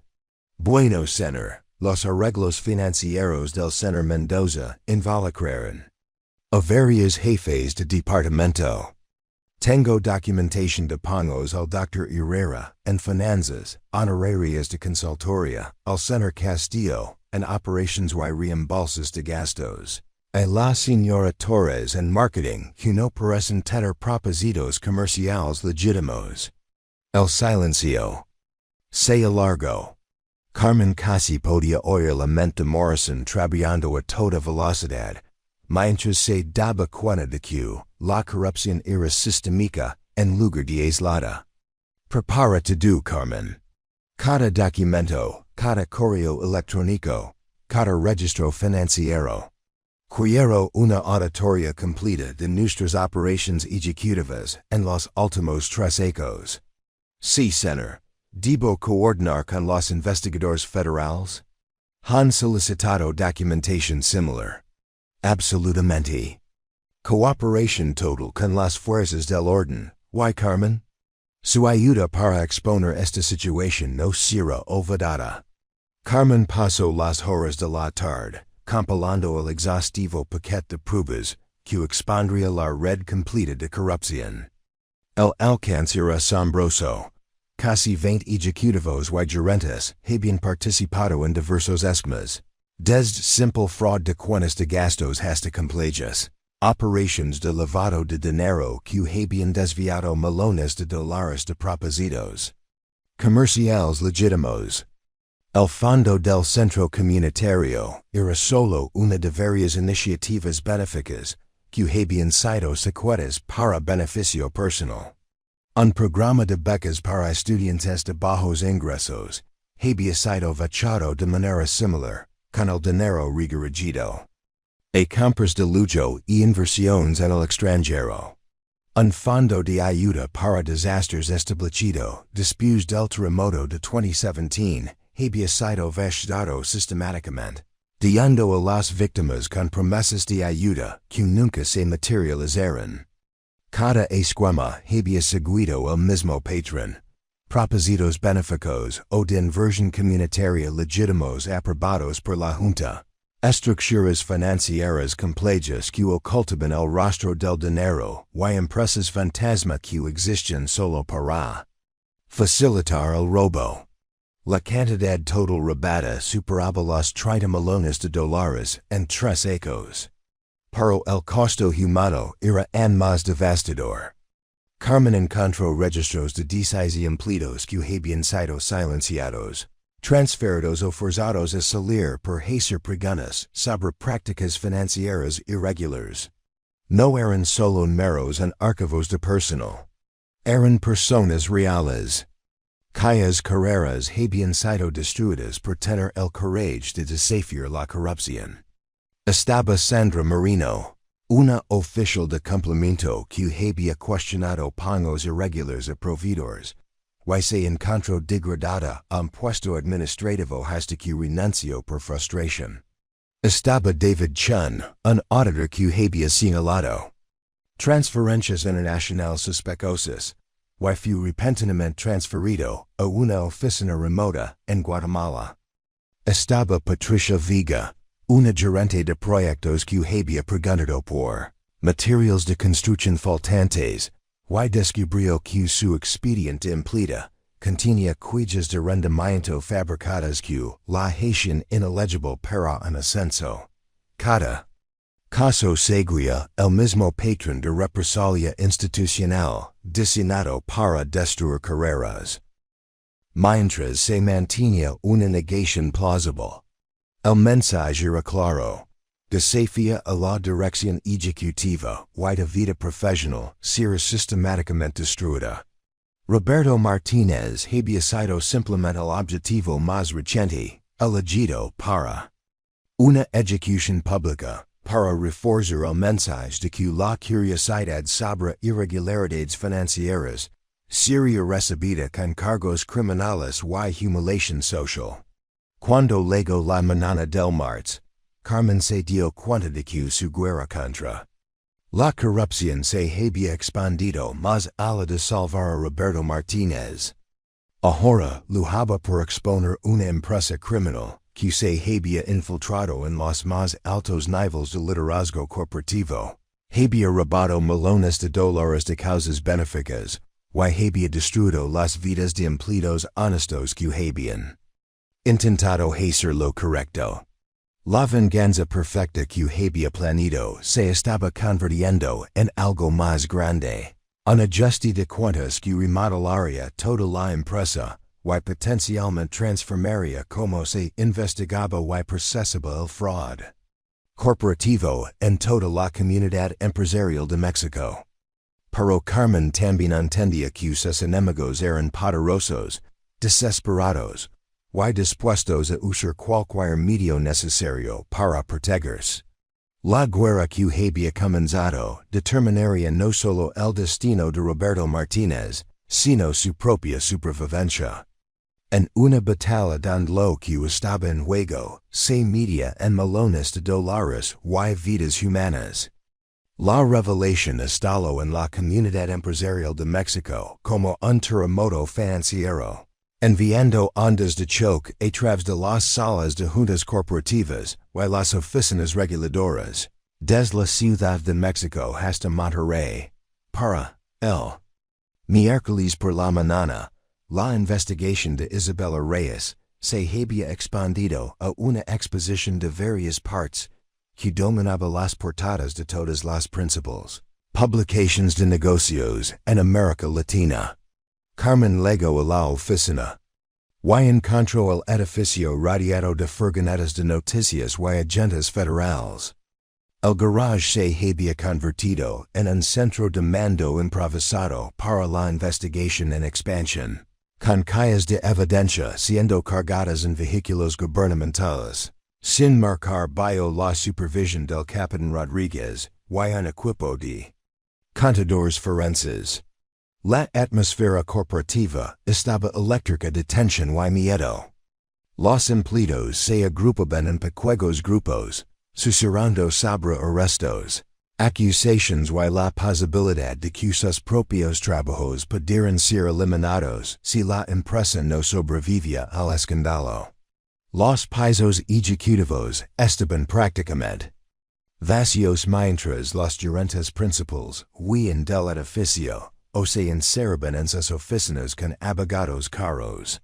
Carmen mantuvo su rutina normal, llegando a su escritorio a las 7 a.m. y organizando el calendario de Mendoza como si pudiera regresar de la detención federal para cumplir con sus citas. El acto mundano de normalidad profesional proporcionaba una tapadera para su continua coordinación con investigadores y periodistas que estaban desenterrando 3 ecos de crímenes financieros sistemáticos. Roberto Martínez regresó al trabajo el miércoles por la mañana como un hombre reivindicado, pero el costo emocional de su casi destrucción era visible en sus ojos hundidos y sus manos temblorosas. Carmen observa desde su escritorio como se movía por los pasillos como un fantasma, reconocido por colegas que se sentían culpables por haber creído los cargos fabricados en su contra. Durante la hora del almuerzo, Roberto se acercó al escritorio de Carmen con evidente nerviosismo. Carmen, quería agradecer tu apoyo el lunes cuando todo se estaba desmoronando. Te consejo de documentar todo y espera a que la verdad saliera a luz fue exactamente lo que necesitaba escuchar. Carmen levantó la vista de la pantalla de su ordenador, viendo el agotamiento y el miedo residual en el amable rostro de Roberto. Me alegro de que la verdad haya salido, Roberto. Eres un buen hombre que no merece lo que intentaron hacer. ¿Puedo preguntar algo? Roberto miró a su alrededor para asegurarse de que no los escuchaban. El momento de todo parece demasiado convenient. La investigación, el artículo de la periodista, Los agentes federales, legando solo horas después de mi arresto. Alguien orquestó esto, alguien con acceso a información que la mayoría de los empleados no tendría. Carmen lo miró fijamente a los ojos. A veces el universo encuentra una manera de equilibrar la balanza, Roberto. A veces la justicia liga exactamente cuando más se necesita. Roberto estudió su rostro durante un largo momento, un entendimiento. Pasando entre ellos sin palabras. Quienquiera que haya hecho que esto suceda salvo el futuro entero de mi familia. El tratamiento de Elena, la educación de mis hijas, nuestra jubilación. Todo se habría perdido si esos cargos se hubieran mantenido. La verdad tiene una forma de proteger a las personas inocentes, Roberto. Solo tienes que tener fe en que la gente buena hará lo correcto cuando más importa. Roberto asintió lentamente, la sabiduría y la gratitud evidencian su expresión. Sí, creo que eso es cierto. Y creo que la gente buena a veces arriesga. Todo para proteger a otros, incluso cuando esos otros quizás nunca sepan quién los salvó. Su conversación fue interrumpida por un alboroto en los ascensores. Llegaban más agentes federales, esta vez acompañados por fiscales de la Fiscalía General. La investigación se estaba expandiendo más allá de los delitos financieros, para incluir cargos de crimen organizado, conspiración y obstrucción de la justicia, que podrían resultar en décadas de prisión para los condenados. Carmen pasó la tarde coordinando con los investigadores, mientras mantenía su papel como secretaria de Mendoza. La ironía era exquisita. Estaba usando su acceso administrativo para proporcionar a las fuerzas del orden los mismos archivos que Mendoza le había confiado para proteger. 8 ecos de servicio perfecto le habían ganado un acceso completo a su imperio criminal. Y estaba entregando sistemáticamente cada pieza de evidencia que aseguraría su condena. El Dr. Luis Herrera de Finanzas fue arrestado el miércoles por la tarde, mientras intentaba abordar un vuelo a Suiza. La seguridad del aeropuerto lo encontró, llevando un maletín que contenía códigos de acceso a cuentas en el extranjero, y documentos falsificados que le habrían permitido asumir una nueva identidad en Europa. La directora de marketing, Lázara Torres, fue detenida el jueves por la mañana cuando los investigadores descubrieron que su empresa de consultoría había recibido más de $2 millones en pagos por servicios que nunca se prestaron. El sofisticado sistema de facturación que había creado para justificar los pagos demostraba premeditación y intención criminal que serían difíciles de defender en un tribunal.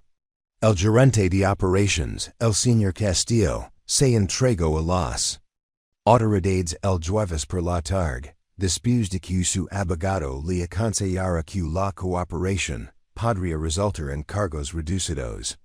Su testimonio reveló esquemas de corrupción adicionales que los investigadores no habían descubierto, expandiendo el caso para incluir sobornos de proveedores, contratos de servicios inflados y compras fraudulentas de equipos que le habían costado a la empresa millones de dólares en los últimos 5 años. Cada arresto enviaba nuevas olas de pánico a través del personal ejecutivo restante. Carmen observa cómo los gerentes principales que parecen intocables solo días antes se apresuraban a contratar abogados de defensa criminal y a distanciarse de sus antiguos colegas. La revelación que más sacudió a Carmen llegó el jueves.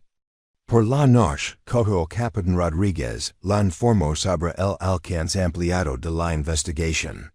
Señorita Delgado, hemos descubierto que esta red de corrupción se extiende más allá de Corporación Herrera. Su evidencia nos ha ayudado a identificar esquemas similares en otras 3 grandes empresas and estos ejecutivos trabajaron anteriormente. Estamos ante una empresa criminal que ha estado operando durante más de una década, robando de fondos benéficos y proyectos de desarrollo comunitario en múltiples industrias. La magnitud del mal era asombrosa. Mendoza y sus asociados no solo habían robado a la empresa de Carmen, habían hecho carrera sacando fondos destinados a ayudar a comunidades vulnerables. El Centro Comunitario Morales era solo uno de los docenas de proyectos que habían sido destruidos por su codicia. ¿De cuánto dinero estamos hablando, capitán? Las estimaciones preliminares sugieren más de 100 millones de dólares robados de fondos benéficos y de desarrollo comunitario en los últimos 10 años. Las víctimas incluyen esfuerzos de ayuda en desastres, programas educativos, iniciativas de atención médica y proyectos de vivienda asequible en todo México y América Central. Carmen se sintió físicamente enferma, mientras ella había estado escribiendo cartas y organizando archivos.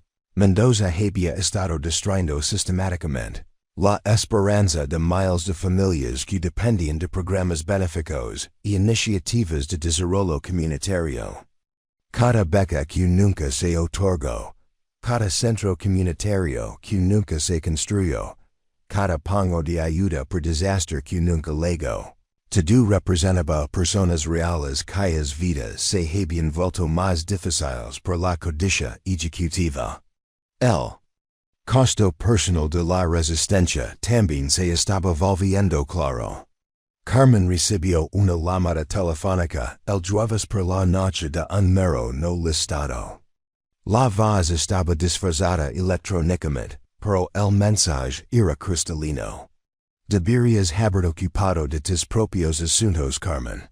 Ahora te has ganado enemigos poderosos.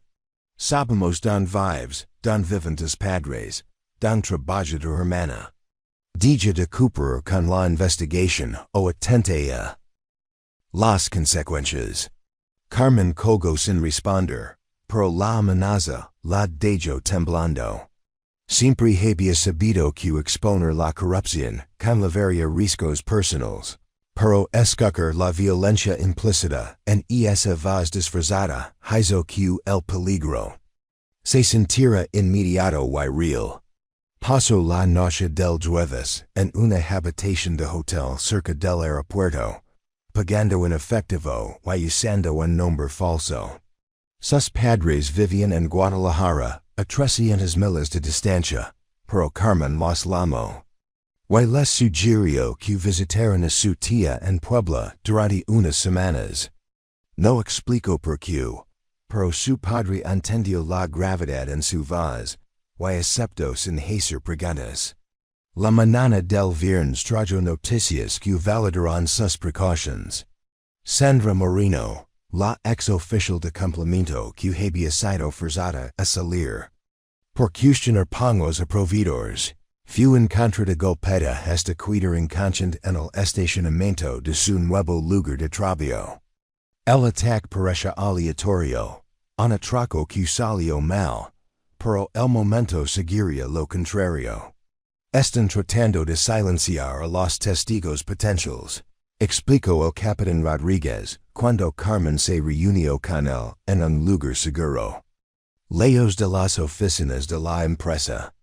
Esta investigación ha expuesto una red criminal con recursos y conexiones que se extienden más allá de las salas de juntas corporativas.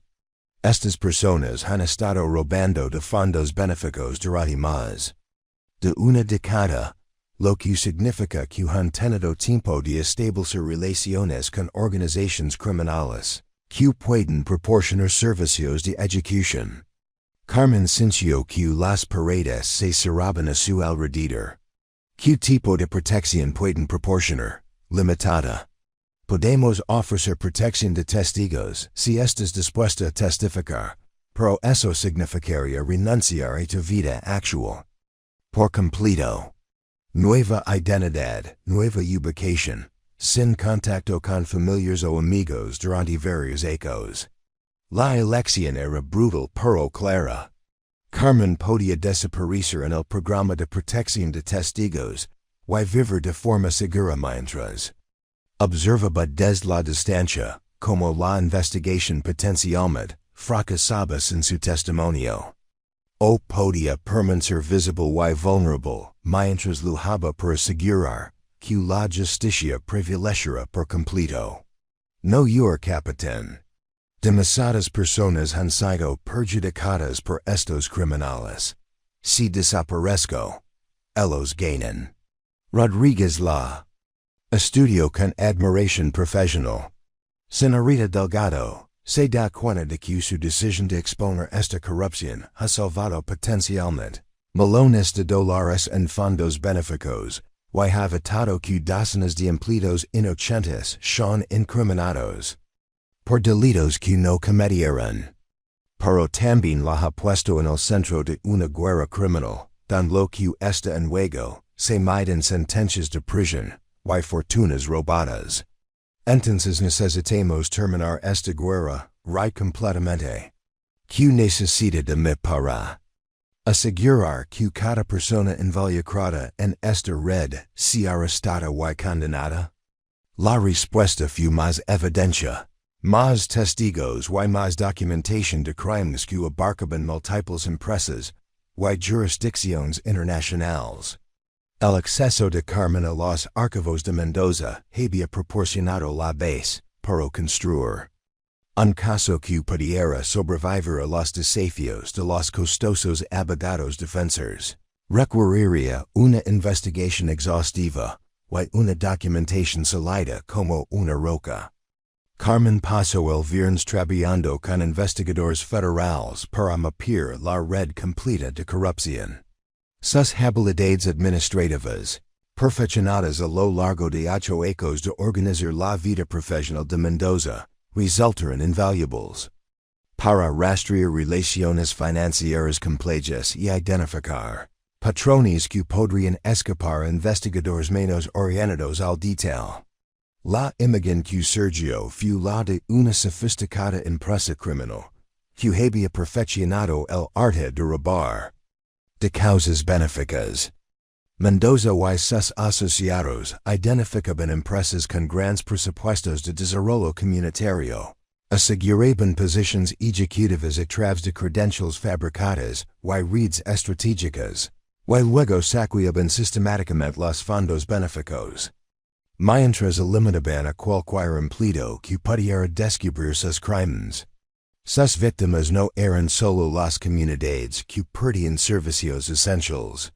También eran los empleados honestos que habían sido incriminados, despedidos o forzados a salir por tener la integridad de hacer preguntas difíciles. La evidencia de Carmen reveló un patrón de represalia institucional que había destruido docenas de carreras mientras protegía a ejecutivos criminales. Los perfiles psicológicos que surgieron de sus comunicaciones eran particularmente escalofriantes. No se trataba de personas desesperadas llevadas al crimen por la presión financiera. Eran depredadores que habían elegido atacar los fondos benéficos específicamente, por tal robo causaba el máximo sufrimiento humano, mientras conllevaba un riesgo legal mínimo. Lo disfrutaban, le dio Carmen a Rodríguez durante una de sus sesiones de revisión de evidencia. Leyendo sus correos electrónicos, puedes ver que sienten placer en destruir la fe de la gente en las instituciones benéficas. No solo estaban robando dinero, estaban matando la esperanza. Rodríguez asintió sombríamente. Eso es lo que hace que este caso sea tan importante. Los delitos financieros suelen involucrar a personas ricas, robando a otras personas ricas.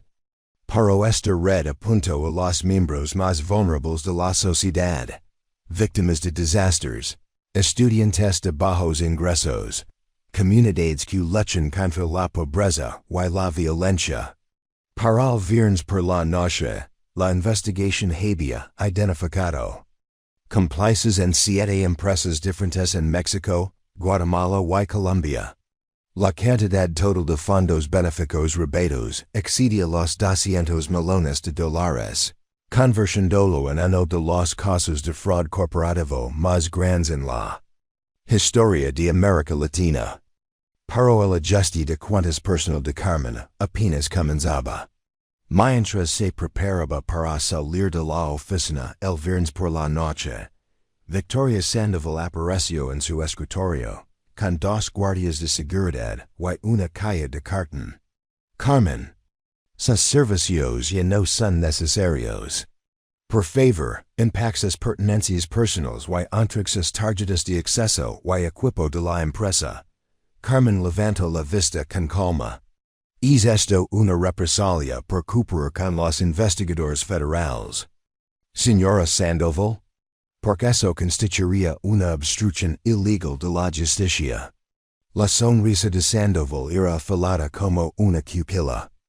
Esta es una decisión de negocios basada en las cambiantes necesidades operativas. Su puesto ha sido eliminado como parte de nuestros esfuerzos de reestructuración. Ya veo. ¿Qué necesidades operativas requieren eliminar a la Secretaria?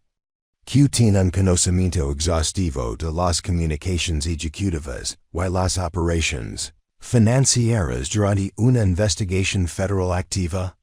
La pregunta quedó en el aire como un desafío. Sandoval había caído en una trampa, despidiendo a Carmen de una manera que parece una represalia, y que fortalecería su posición como testigo protegido. Carmen empacó sus pocos objetos personales. Un pequeño cactus, una fotografía enmarcada de su familia y una taza de café, que había sido un regalo de Navidad de Roberto Martínez 3 años antes. Mientras limpiaba los cajones de su escritorio, tuvo cuidado de no dejar nada que pudiera ser usado en su contra. Mientras se aseguraba de que los investigadores encontraron evidencia adicional que había plantado estratégicamente en lugares ocultos. Una cosa más, señora Sandoval, dijo Carmen mientras se preparaba para irse. Quizás quiera contactar a su abogado. Los investigadores federales están particularmente interesados en su papel en la falsificación de pruebas contra Roberto Martínez. La conspiración para incriminar a una persona inocente conlleva grave penas criminales. La compostura de Sandoval se resquebraja ligeramente. No tienes idea de lo que has comenzado, Carmen. Algunos secretos son demasiado peligrosos para exponer. Tal vez, respondió Carmen. Pero algunos secretos son demasiado importantes para mantenerlos ocultos. Mientras Carmen caminaba por el vestíbulo corporativo por lo que podría ser la última vez, sintió que el peso de 8 ecos de complicidad se levantaba de sus hombros. Había sido parte de la maquinaria que permitía la corrupción, aunque no hubiera entendido el alcance total de los crímenes que se cometen. Pero ahora era algo completamente diferente. Una testigo, una aliada de la justicia, y una enemiga de la red criminal que se había disfrazado de liderazgo corporativo. La Secretaria Perfecta se había convertido en la amenaza perfecta para todo lo que Mendoza y sus asociados habían construido. La guerra estaba lejos de terminar, pero la primera gran batalla se había ganado. Roberto Martínez estaba a salvo. Los fondos robados se estaban recuperando y la red criminal estaba siendo sistemáticamente desmantelada por investigadores federales, con las herramientas y la autoridad para asegurar que la justicia prevaleciera. Carmen salió a la noche de la Ciudad de México, respirando un aire que ahora sabía diferente, más limpio, cargado con la electricidad del cambio y la promesa de rendición de cuentas. Mañana traerían nuevos desafíos, nuevas amenazas y nuevas oportunidades para asegurar que el impulso hacia la justicia no pudiera detenerse. Pero esta noche, por primera vez en 8 años, Carmen Delgado durmió con la conciencia tranquila. Seis meses después de los arrestos, Carmen se encontraba en el sitio de construcción, donde el centro comunitario Joaquín Herrera finalmente tomaba forma. El gobierno federal había recuperado los fondos robados y asignado recursos adicionales para asegurar que el proyecto se completara según los planes originales que habían sido aprobados 3 años antes. El aire de la mañana era fresco con la promesa del invierno, y Carmen se ajustó su abrigo de lana mientras observaba a los trabajadores de la construcción instalar la placa de bronce que conmemoraría la dedicación del centro al servicio comunitario y la oportunidad educativa. Las palabras Centro Comunitario Joaquín Herrera, donde la esperanza construye sueños, brillaban bajo el sol temprano. Roberto Martínez estaba a su lado, su rostro más saludable ahora que el estrés de los cargos criminales y la incertidumbre financiera se había levantado de sus hombros. El tratamiento contra el cáncer de Elena progresaba bien, financiado por el sustancial acuerdo legal que la empresa había pagado para compensar el intento de incriminación. Sus hijas prosperaban en sus estudios, sus futuros asegurados, gracias a la vindicación de Roberto, y las becas educativas que se financiaban con los activos recuperados. Es hermoso, dijo Roberto, observando a los niños de la escuela vecina recorrer el sitio de construcción. 3 años tarde, pero hermoso. Carmen asintió, pensando en las docenas de otros proyectos benéficos que ahora se completaban con los fondos recuperados. El programa de becas que enviaría a 40 estudiantes de bajos ingresos a la universidad. El fondo de ayuda para desastres que proporcionaría asistencia de emergencia a las víctimas del terremoto cuya ayuda había sido robada. La iniciativa de atención médica que llevaría servicios médicos a comunidades rurales que habían sido ignoradas por los programas gubernamentales. Cada proyecto representaba la esperanza restaurada, la confianza reconstruida y la fe en la integridad institucional que había sido dañada por ecos de robo sistemático.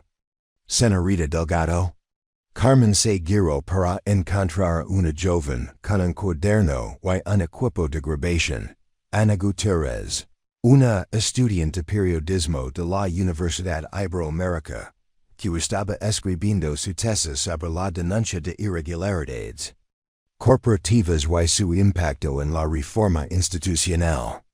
Estoy investigando el caso de Corporación Herrera para mi trabajo de posgrado. Podría hacer algunas preguntas sobre su decisión de exponer la corrupción. Carmen se había mostrado reacia a dar entrevistas, prefiriendo dejar que la evidencia hablar por sí misma en lugar de convertirse en la cara pública de la investigación. Pero el enfoque de la investigación de Ana en la reforma institucional la intrigó. ¿Qué es específicamente lo que intentas entender? El costo personal del coraje moral. Tienes un trabajo estable, seguridad financiera, respeto profesional. Arriesgaste tú para salvar a un colega y exponer una corrupción que no te perjudicaba directamente. ¿Por qué?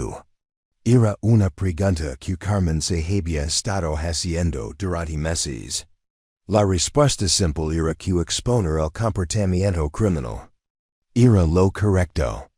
Pero la verdad más profunda era más compleja, arraigada en 8 años de compromiso moral gradual, que habían erosionado lentamente su sentido de integridad personal. Había sido cómplice, dijo Carmen finalmente. No intencionalmente, pero cómplice de todos modos. Escribe las cartas, archive los documentos, program las reuniones que permitirán estos crímenes. Durante 8 años me dije mí misma que solo estaba haciendo mi trabajo, que no era responsable de cómo se usaba la información. Ana Asensio, la comprensión evidente en su expresión. Pero es que Carlos Planier incriminó Roberto Martínez, ¿cambió algo? Me obligo a enfrentar la realidad de que no existe un terreno neutral cuando se trata de elecciones morales. O eres parte de la solución o parte del problema. Yo había sido parte del problema durante demasiado tiempo. La conversación fue interrumpida por la llegada del Capitán Rodríguez, quien se había convertido en una presencia familiar en la vida de Carmen durante los últimos 6 meses. La investigación federal se había expandido en grupo de trabajo multiagencia que perseguía casos de fraude corporativo en toda América Latina. Carmen, hemos recibido la aprobación para los arrestos finales. Los documentos bancarios que proporciones nos llevaron a cómplices en Panamá y Colombia. Estamos coordinando con las fuerzas del orden internacionales para desmantelar toda la red de lavado de dinero. El alcance de la empresa criminal había seguido expandiéndose. Medida que los investigadores seguían el rastro de la evidencia. La red de Mendoza había robado más de 300 millones de dólares de causas benéficas en 6 países, convirtiéndolo en uno de los casos de fraude humanitario más grandes en la historia de la aplicación de la ley internacional. Pero el impacto humano era más significativo que las cifras financieras. Carmen había ayudado a los investigadores a identificar a más de 200 empleados cuyas carreras habían sido destruidas por desafiar la corrupción en varias empresas. Muchos de ellos ahora recibían acuerdos y ofertas de trabajo a medida que la comunidad empresarial comenzaba a reconocer el valor de los empleados éticos que habían sido puestos en listas negras por su integridad. ¿Qué pasará con Mendoza? ¿Y los demás? Preguntó Carmen. Mendoza enfrenta 47 cargos graves en múltiples jurisdicciones. Sus abogados están negociando un acuerdo de culpabilidad, pero la fiscalía no está interesada en nada menos de 25 años en una prisión federal. Sandoval enfrenta cargos similares, junto con los cargos de sesión de la justicia, relacionados con la incriminación de Martínez. Carmen sintió una mezcla compleja de satisfacción y tristeza. Se estaba haciendo justicia, pero el costo humano de la corrupción todavía era visible donde quiera que mirara. Las comunidades a las que se les habían negado servicios esenciales. Las víctimas de desastres que habían sufrido mientras sus fondos de ayuda eran robados. Los estudiantes cuyos sueños educativos habían sido aplazados por el dinero de las becas se había desviado a cuentas en el extranjero. La recuperación era posible, pero tomaría años reconstruir la confianza que había sido destruida por el robo sistemático de causas benéficas. El desarrollo más satisfactorio fue la reforma institucional que surgió de la investigación. Carmen había sido nombrada para el puesto recién creado de directora de ética y complemento, con autoridad para investigar irregularidades financieras y proteger a los empleados que denunciaron actividades sospechosas. Su primera iniciativa fue implementar un programa integral de protección para denunciantes que garantizaba apoyo legal, asistencia financiera y protección profesional para los empleados que expuseron irregularidades. El programa fue diseñado para prevenir el tipo de represalia institucional que había silenciado a tantos empleados honestos a lo largo de los años. La segunda prioridad de Carmen fue crear mecanismos de supervisión transparentes para todas las iniciativas benéficas y de desarrollo comunitario. Cada dólar asignado a fines humanitarios sería rastreado a través de sistemas de auditoría independientes que reportarían directamente a la Junta Directiva y a los reguladores federales. Los cambios no eran solo cosméticos, representaban Un cambio fundamental en la cultura corporativa, de una que recompensaba la complicidad, y castigaba la curiosidad. Hay una que celebraba el comportamiento ético, y la rendición de cuentas institucional. Te has convertido en toda una reformadora. Observa Rodríguez mientras recorrían el departamento de complemento que Carmen estaba construyendo desde cero. Hey 6 meses, eras una secretaria. Ahora estás remodelando cómo funciona la rendición de cuentas corporativa en toda la comunidad empresarial de México. Carmen sonrió, pensando en cuánto había cambiado su vida desde aquella noche en que escuchó a Mendoza planear la destrucción de Roberto. Tuvo un buen entrenamiento en atención al detalle y organización sistemática. Simplemente estoy aplicando esas habilidades a un propósito diferente. El nuevo departamento de complemento ocupaba un piso entero del edificio corporativo, atendido por investigadores, auditores y expertos legales que reportaban directamente a Carmen en lugar de los ejecutivos que estaban monitoreando. El simbolismo era importante. La supervisión ética no podía subordinarse a las estructuras de poder que estaba diseñada para regular. La oficina de Carmen era simple pero funcional, decorada con fotografías de los proyectos comunitarios que se completaban. Con más fondos recuperados, las imágenes servían como recordatorios diarios de por qué su trabajo importaba. Niños asistiendo a la escuela en edificios que finalmente se habían construido. Familias recibiendo ayuda por desastre que se había retrasado durante años. Estudiantes cursando educación universitaria con becas que habían sido restauradas. Pero la fotografía más significativa era una simple instantánea de Roberto Martínez y su familia en la celebración de la remisión del cáncer de Elena. Elena estaba sana. Sus hijas sobresalían en sus estudios, y Roberto había sido ascendido a director financiero mientras la empresa reconstruía su estructura de liderazgo con personas de probada integridad. Carmen mantenía la fotografía en su escritorio no como un trofeo de su victoria, sino como un recordatorio de lo que era posible. Cuando la gente buena encontraba el coraje para actuar de acuerdo a sus valores en lugar de sus miedos. La transformación no se limitó a Corporación Herrera. La investigación había desencadenado reformas en toda la comunidad empresarial de México a medida que las empresas se apresuraban a implementar mecanismos de supervisión y programas de ética más sólidos. Las juntas corporativas exigían informes de transparencia. Las agencias reguladoras realizaban auditorías sorpresa, y el periodismo de negocios entraba una nueva atención en la gestión de fondos benéficos. Carmen se encontró invitada a hablar en conferencias y universidades sobre liderazgo ético y rendición de cuentas institucional. Su historia se había convertido en un caso de estudio en escuelas de negocios y facultades de derecho, examinada por estudiantes que aprendían sobre el poder del coraje moral y la importancia de proteger a los denunciantes.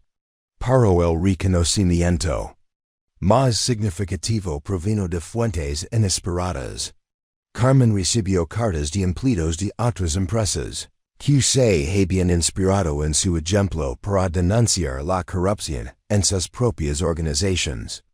Escuchó de ex-víctimas de represalias corporativas que habían encontrado nuevos empleos y restaurado sus carreras. Recibió notas de agradecimiento de organizaciones comunitarias que finalmente habían recibido los fondos que les habían sido robados de sus programas. Cada carta reforzaba su comprensión de que la decisión de exponer los crímenes de Mendoza había creado efectos dominó que se extendían mucho más allá del caso original. Al negarse a permanecer en silencio, había dado permiso a otros para decir la verdad al poder, creando un cambio cultural que hacía que el crimen corporativo fuera más difícil de cometer y encubrir. El costo personal había sido significativo. La relación de Carmen con sus antiguos colegas se complicó por su papel en la exposición de la red de corrupción. Algunos empleados la veían como una heroína que había salvado a la empresa de un liderazgo criminal. Otros la veían como una traidora que había violado el código tácito de lealtad corporativa que protegía la seguridad laboral de todos. La ambivalencia era más dolorosa cuando provenía de personas que había considerado amigas.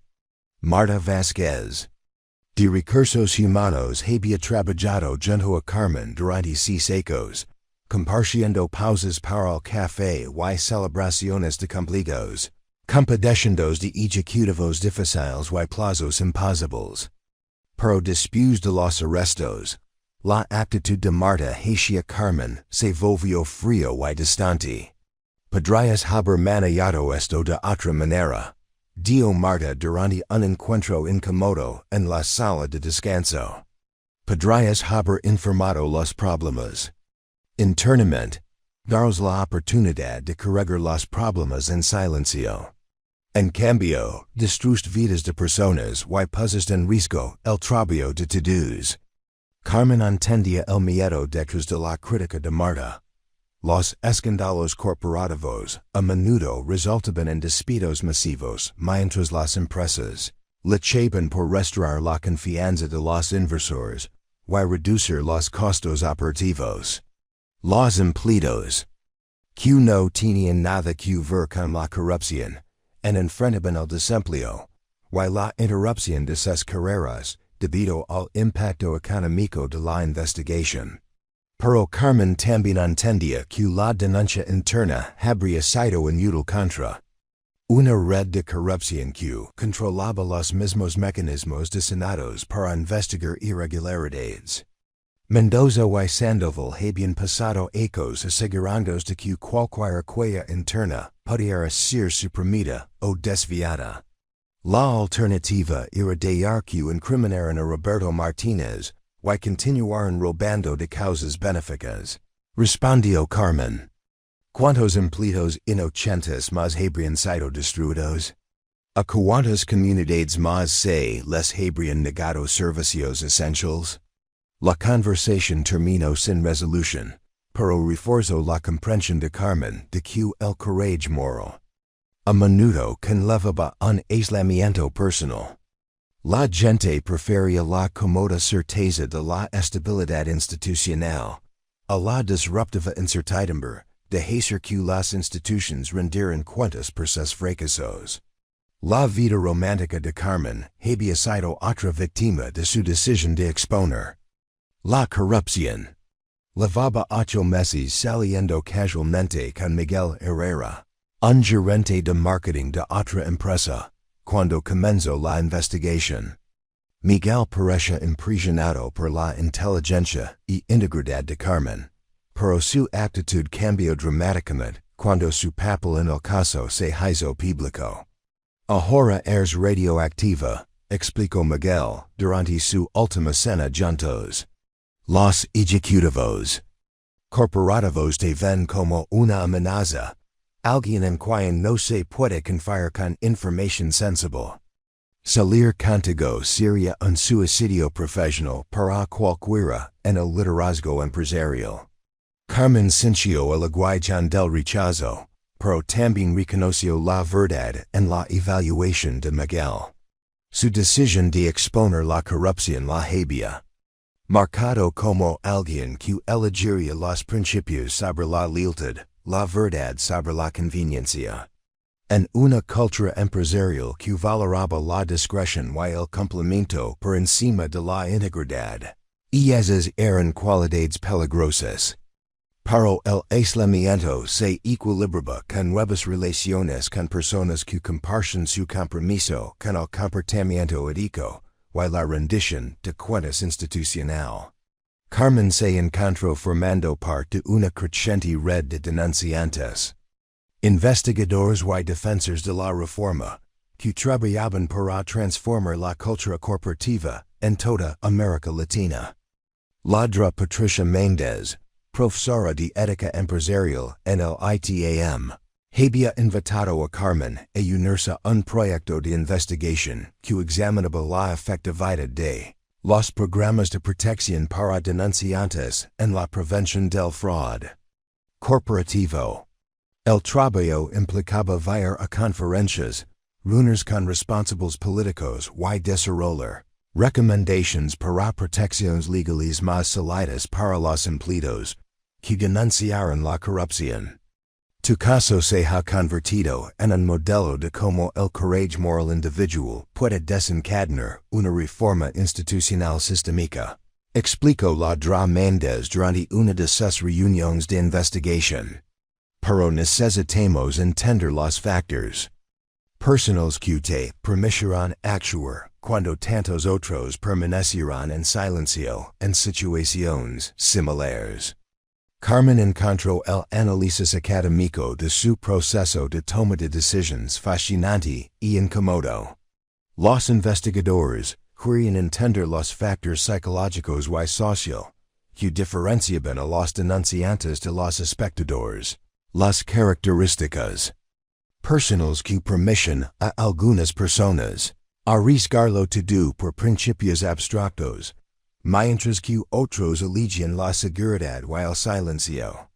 La investigación reveló que los denunciantes efectivos generalmente comparten ciertos rasgos, bases morales sólidas establecidas durante la infancia, competencia profesional que proporcionaba credibilidad, acceso a información que documentaba las irregularidades y circunstancias personales que les permiten sobrevivir a las represalias económicas. Carmen se reconoció en ese perfil, pero también entendió que las circunstancias, más que el carácter, habían sido el factor decisivo en su caso. Miles de otros empleados habían presenciado la corrupción sin tener el acceso, la evidencia o la oportunidad de exponerla eficazmente.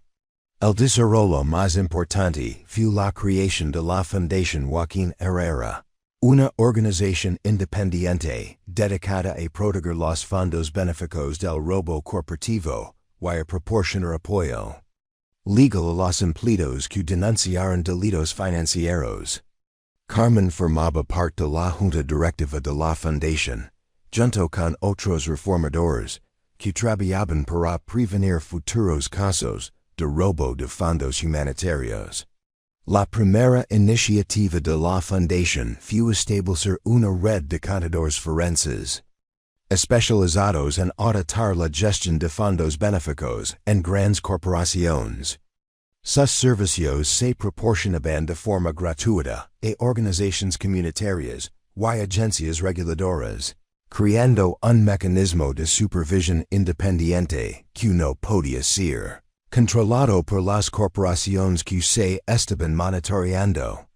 El papel de Carmen en la Fundación requería que viajara por toda América Latina, reuniéndose con posibles denunciantes, capacitando a auditores y hablando con funcionarios gubernamentales sobre el fortalecimiento de las protecciones legales para los empleados que exposaron crimes corporativos.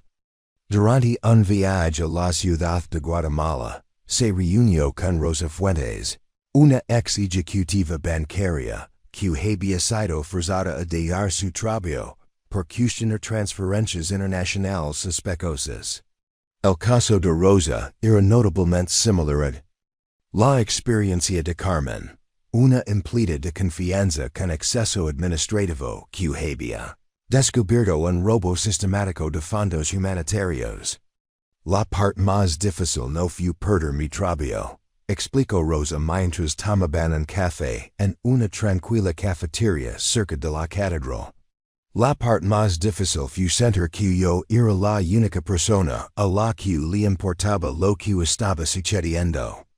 Con el dinero destinado a la ayuda por el terremoto, Carmen entendía el aislamiento que conllevaba ser testigo de la corrupción institucional. No estabas sola, Rosa.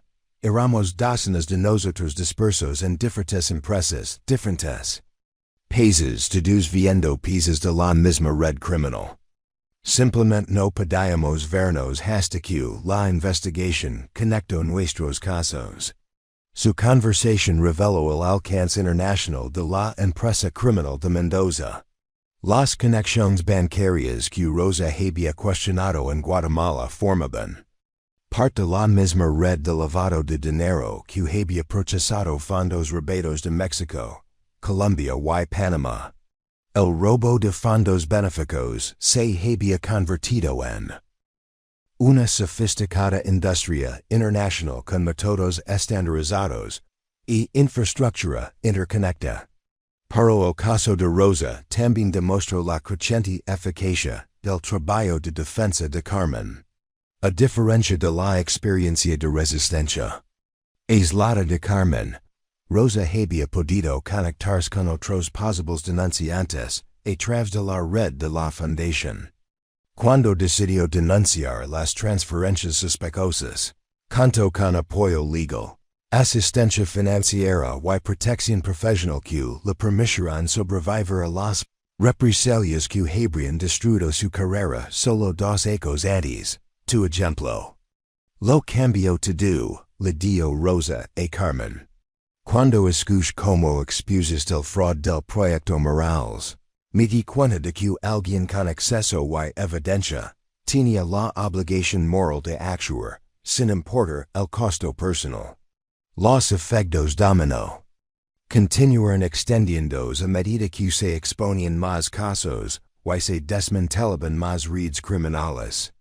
Carmen seguía cada nueva investigación, cada enjuiciamiento exitoso, cada proyecto comunitario, que finalmente se completaba con los fondos recuperados. El impacto psicológico en la cultura corporativa fue tan significativo como las consecuencias legales. Los ejecutivos de toda América Latina ahora entendían que el robo sistemático de causas benéficas sería investigado agresivamente y castigado severamente. El cálculo de riesgo-recompensa que había hecho atractivo el robo de fondos humanitarios para las redes criminales se había alterado fundamentalmente. El apartamento de Carmen en la colonia Roma Norte reflejaba su vida transformada y sus responsabilidades ampliadas. El segundo dormitorio se había convertido en una oficina en casa, donde coordinaba las actividades de la fundación. Se preparaba para sus charlas y mantenía comunicaciones seguras con investigadores y denunciantes de toda la región. Las paredes estaban cubiertas de mapas que mostraban las ubicaciones de los proyectos comunitarios que se habían completado con los fondos recuperados, fotografías de obras en construcción y programas educativos, y certificados de agradecimiento de organizaciones que finalmente habían recibido el apoyo benéfico que se les había prometido años antes. Pero la adición más significativa a su hogar fue un pequeño altar dedicado a la memoria de su abuela. Las velas y las flores honraban a la mujer que le había enseñado a Carmen sobre la justicia y el coraje moral. Cada vez había resonado en su mente durante los momentos más oscuros de la investigación. Mía, le había dicho su abuela durante una de sus últimas conversaciones. A veces Dios elige personas ordinarias para hacer cosas extraordinarias. El secreto es reconocer cuando liga tu momento y tener el coraje de actuar según conciencia en lugar de tus miedos. Carmen encendía una vela cada noche y hablaba con la fotografía de su abuela, compartiendo las victorias y los desafíos del día, buscando orientación para las complejas decisiones que conllevaba su creciente papel en la defensa de la reforma corporativa.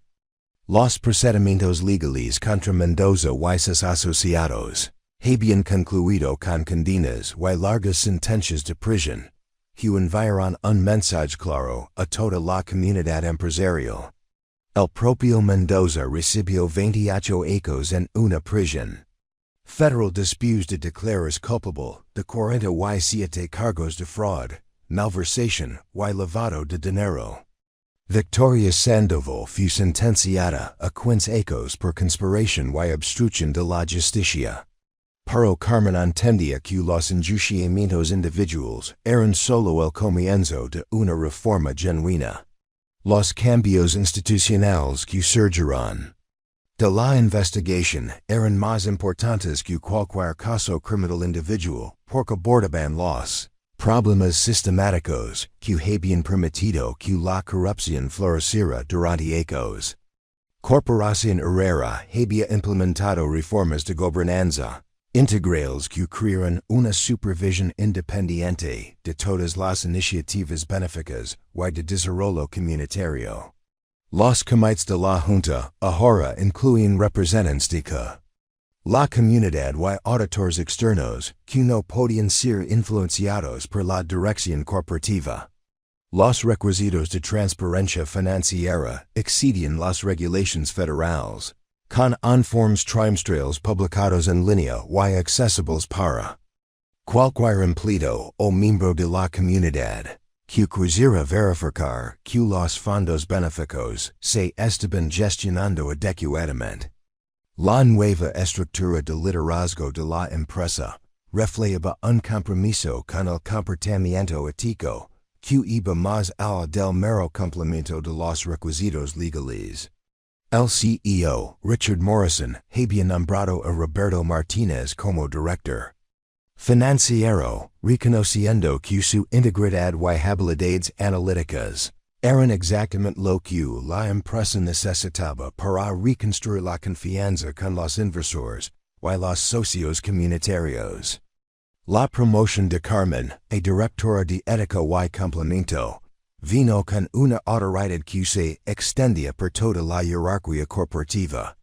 Reportaba directamente a la junta directiva en lugar de a la dirección ejecutiva, asegurando que sus actividades de supervisión no pudieran ser suprimidas o desviadas por las personas que estaba monitoreando.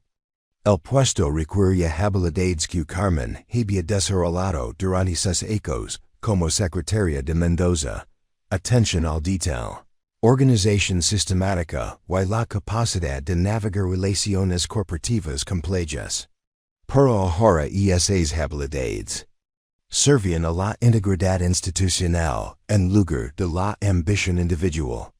La rutina diaria de Carmen incluía revisar informes financieros en busca de patrones irregulares, investigar quejas de empleados sobre posibles irregularidades y coordinar con los reguladores federales que realizaban auditorías, sorpresa para verificar el cumplimiento de los nuevos requisitos de transparencia. El trabajo era desafiante pero profundamente satisfactorio. Cada investigación que prevenía la corrupción, cada queja de un empleado que se abordaba adecuadamente, cada dólar benéfico que llegaba a sus destinatarios previstos representaba una pequeña victoria contra las fuerzas que casi habían destruido a Roberto Martínez y robado la esperanza a las comunidades vulnerables. Un año después del inicio de la investigación, Carmen recibió una invitación que la sorprendió y la conmovió. La Oficina de las Naciones Unidas contra la Droga y el Delito quería que hablara en su conferencia anual sobre prevención de la corrupción, compartiendo su experiencia como modelo de cómo el coraje moral individual podía desencadenar una reforma institucional. La carta de invitación estaba firmada por la Dra. Alada Vázquez, la funcionaria de la ONU, que coordinaba las iniciativas internacionales anticorrupción. Señorita Delgado, su caso ha sido estudiado por responsables políticos en toda América Latina y más allá. Su ejemplo demuestra que la prevención eficaz de la corrupción requiere no solo los mecanismos de aplicación sólidos, sino también ciudadanos individuals que están dispuestos a arriesgar consecuencias personales para proteger la integridad institucional. El discurso de Carmen en la conferencia de la ONU fue transmitido a defensores anticorrupción en más de 50 países. Habló sobre la importancia de proteger a los denunciantes, crear mecanismos de supervisión transparentes, y reconocer que la prevención de la corrupción era, en última instancia, una elección moral que los individuos hacen cada día en sus vidas profesionales. La corrupción prospera en el silencio. Dio Carmen a la audiencia internacional. Depende de que la gente buena decida mirar para otro lado. Decirse a sí misma que las irregularidades no son su responsabilidad, que alguien más tomará medidas si es necesario. Pero la corrupción fracasa cuando la gente común decide que sus obligaciones morales son más importantes que su comodidad personal. Cada secretaria que se niega a archivar documentos falsos, cada contador que cuestiona transacciones irregulares, cada gerente que protege a los empleados en lugar de los ejecutivos. Estas son las personas que hacen posible la integridad institucional. El discurso recibió cobertura mediática internacional, y estableció a Carmen como una experta reconocida en denuncia de irregularidades corporativas y prevención de la corrupción. Las universidades la invitaron a dar conferencias, los gobiernos la consultaron sobre el desarrollo de políticas, y las organizaciones empresariales buscaron su consejo sobre la implementación de programas de supervisión ética. Pero el trabajo más importante de Carmen seguía siendo local y personal.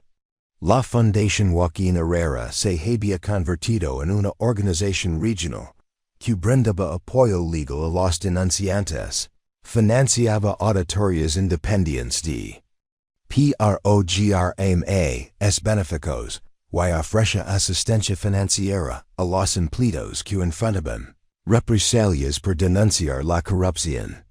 El papel de Carmen en la fundación la puso en contacto con docenas de otros denunciantes, cuyos casos eran similares al suyo, empleados comunes que habían descubierto crimes extraordinarios, y habían encontrado el courage para actuar a pesar de los riesgos personales.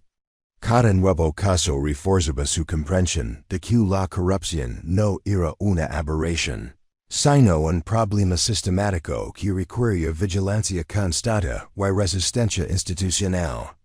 Las redes criminales que saqueaban los fondos benéficos eran resilientes y adaptables, desarrollando nuevos métodos para ocultar el robo a medida que los métodos antiguos eran expuestos y enjuiciados. Pero la red de resistencia también se estaba fortaleciendo.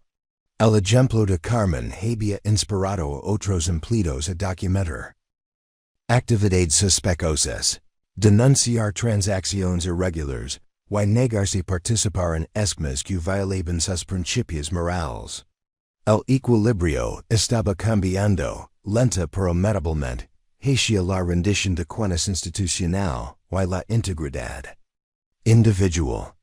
La venganza perfecta contra Mendoza había evolucionado hacia algo más grande y duradero, una transformación de la cultura corporativa que protegería a futuros Roberto Martínez del tipo de destrucción que casi había acabado con su carrera y devastado a su familia. Dos ecos después de escuchar la conspiración de Mendoza, Carmen se encontraba una vez más en el centro comunitario Joaquín Herrera, pero ahora estaba lleno de niños asistiendo a programas extraescolares, adultos tomando clases de inglés y familias participando en talleres de educación para la salud. Dos ecos después de escuchar la conspiración de Mendoza, Carmen se encontraba una vez más en el centro comunitario Joaquín Herrera, Pero ahora estaba lleno de niños asistiendo a programas extraescolares, adultos tomando clases de inglés. Y familias participando en talleres de educación para la salud. La placa de bronce junto a la entrada se había actualizado para incluir una inscripción más pequeña, dedicado a las personas valientes que aseguran que los fondos benéficos liguan a quienes más los necesitan. Carmen sonrió, sabiendo que Roberto Martínez había insistido en esa edición, a pesar de sus protestas sobre el reconocimiento público. La luz del atardecer se filtraba por las grandes ventanas del centro mientras Carmen observaba a un grupo de adolescentes ensayando una obra sobre justicia social. Sus jóvenes voces levaban la misma pasión por la verdad que había impulsado su propia transformación de secretaria obediente a defensora intrépida. Señora Carmen. Sofía Ramírez, Teatro Ecos, corrió ella con un debullo en sus pequeñas manos. ¿Qué esto para usted? El debullo mostraba a una mujer con un vestido azul de pie entre un gran edificio y un grupo de niños tomados de la mano. En la parte superior, con cuidadosas letras de imprenta, Sofía había escrito: Gracias por salvar nuestro centro. Carmen se arrodilló al nivel de Sofía, aceptando la preciosa obra de arte con manos que temblaban ligeramente. Esto es hermoso. Sofía, pero sabes, no sabe su centro sola. Muchas personas trabajaron juntas para asegurarse de que se construyera. Mi mamá dice que fuiste muy valiente, respondió Sofía con la expresión seria que solo los niños pueden lograr. Dice que a veces los adultos tienen que hacer cosas que dan miedo para ayudar a otras personas. Carmen pensó en la madre de Sofía, María Ramírez, que limpiaba edificios de oficinas por la noche para mantener a sus tres hijos, mientras estudiaba contabilidad durante el día con una beca financiada por los activos recuperados del robo. De Mendoza. María era una de las cientos de personas cuyas vidas habían mejorado directamente, gracias al resultado de la investigación. Tu mamá tiene razón, Sofía. A veces ser valiente significa hacer lo correcto, incluso cuando da miedo. Mientras los programas nocturnos del centro comunitario concluían, Carmen caminó por los pasillos donde las obras de arte de los niños cubrían las paredes. Debut de familias, escuelas, sueños de futuras carreras como médicos, maestros, ingenieros. Cada imagen representaba la esperanza que casi había sido robada por la codicia ejecutiva, pero que finalmente fue preservada por el coraje colectivo. Roberto Martínez la encontró en la biblioteca del centro, donde revisaba los informes financieros de la última auditoría de la Fundación sobre programas benéficos corporativos. Su rostro había recuperado la expresión pacífica que Carmen recordaba de antes de que comenzara su pesadilla. Elena te envía saludos, dio Roberto, sentándose en la silla frente a Carmen.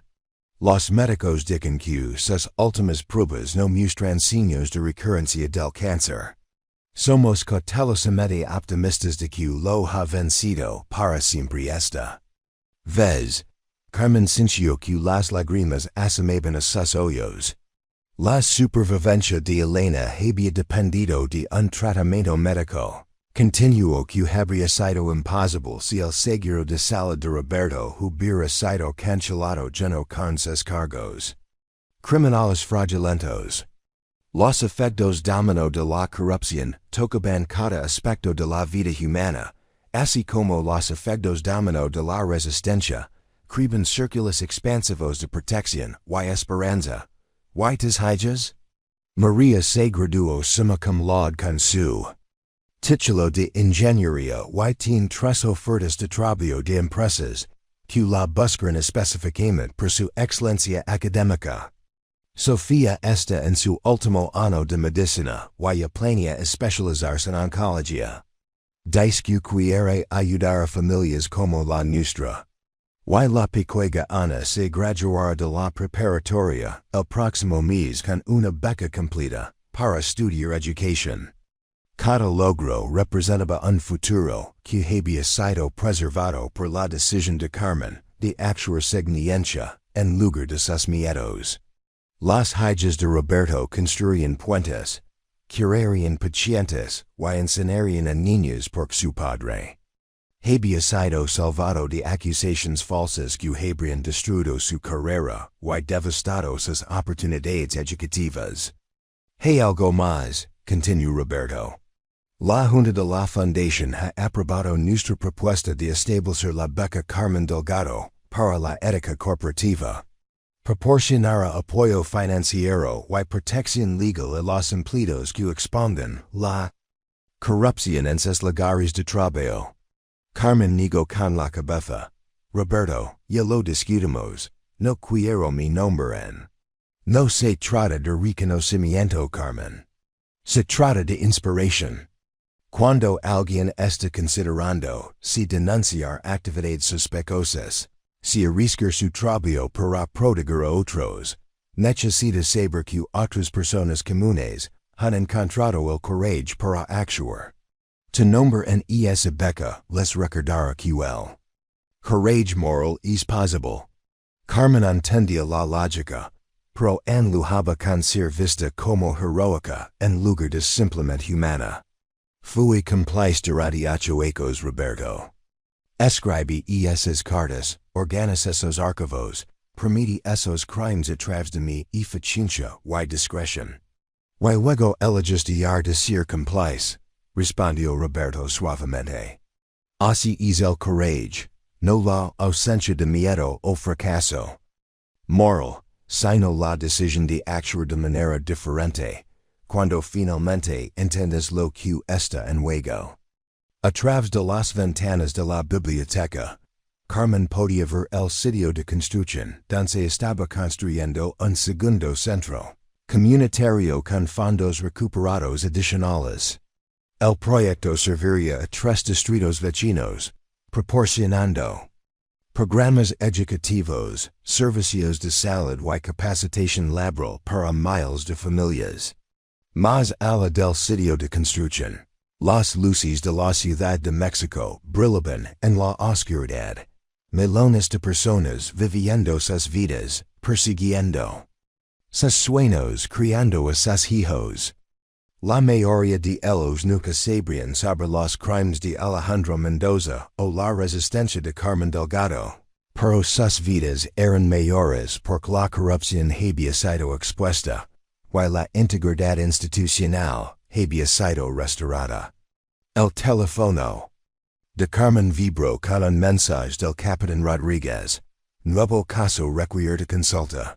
Posible robo de fondos humanitarios en una empresa de telecomunicaciones. El denunciante necesita protección y orientación. ¿Puedes reunirte mañana? Carmen respondió. Por supuesto. Envíen los detalles. El trabajo continuaba, caso por caso, empresa por empresa, un acto de courage moral, inspirando a otros a encontrar su propia fuerza. Carmen había aprendido que la venganza perfecta no se trataba de destruir enemigos, sino de construir algo mejor, a partir de las ruinas de lo que habían corrompido.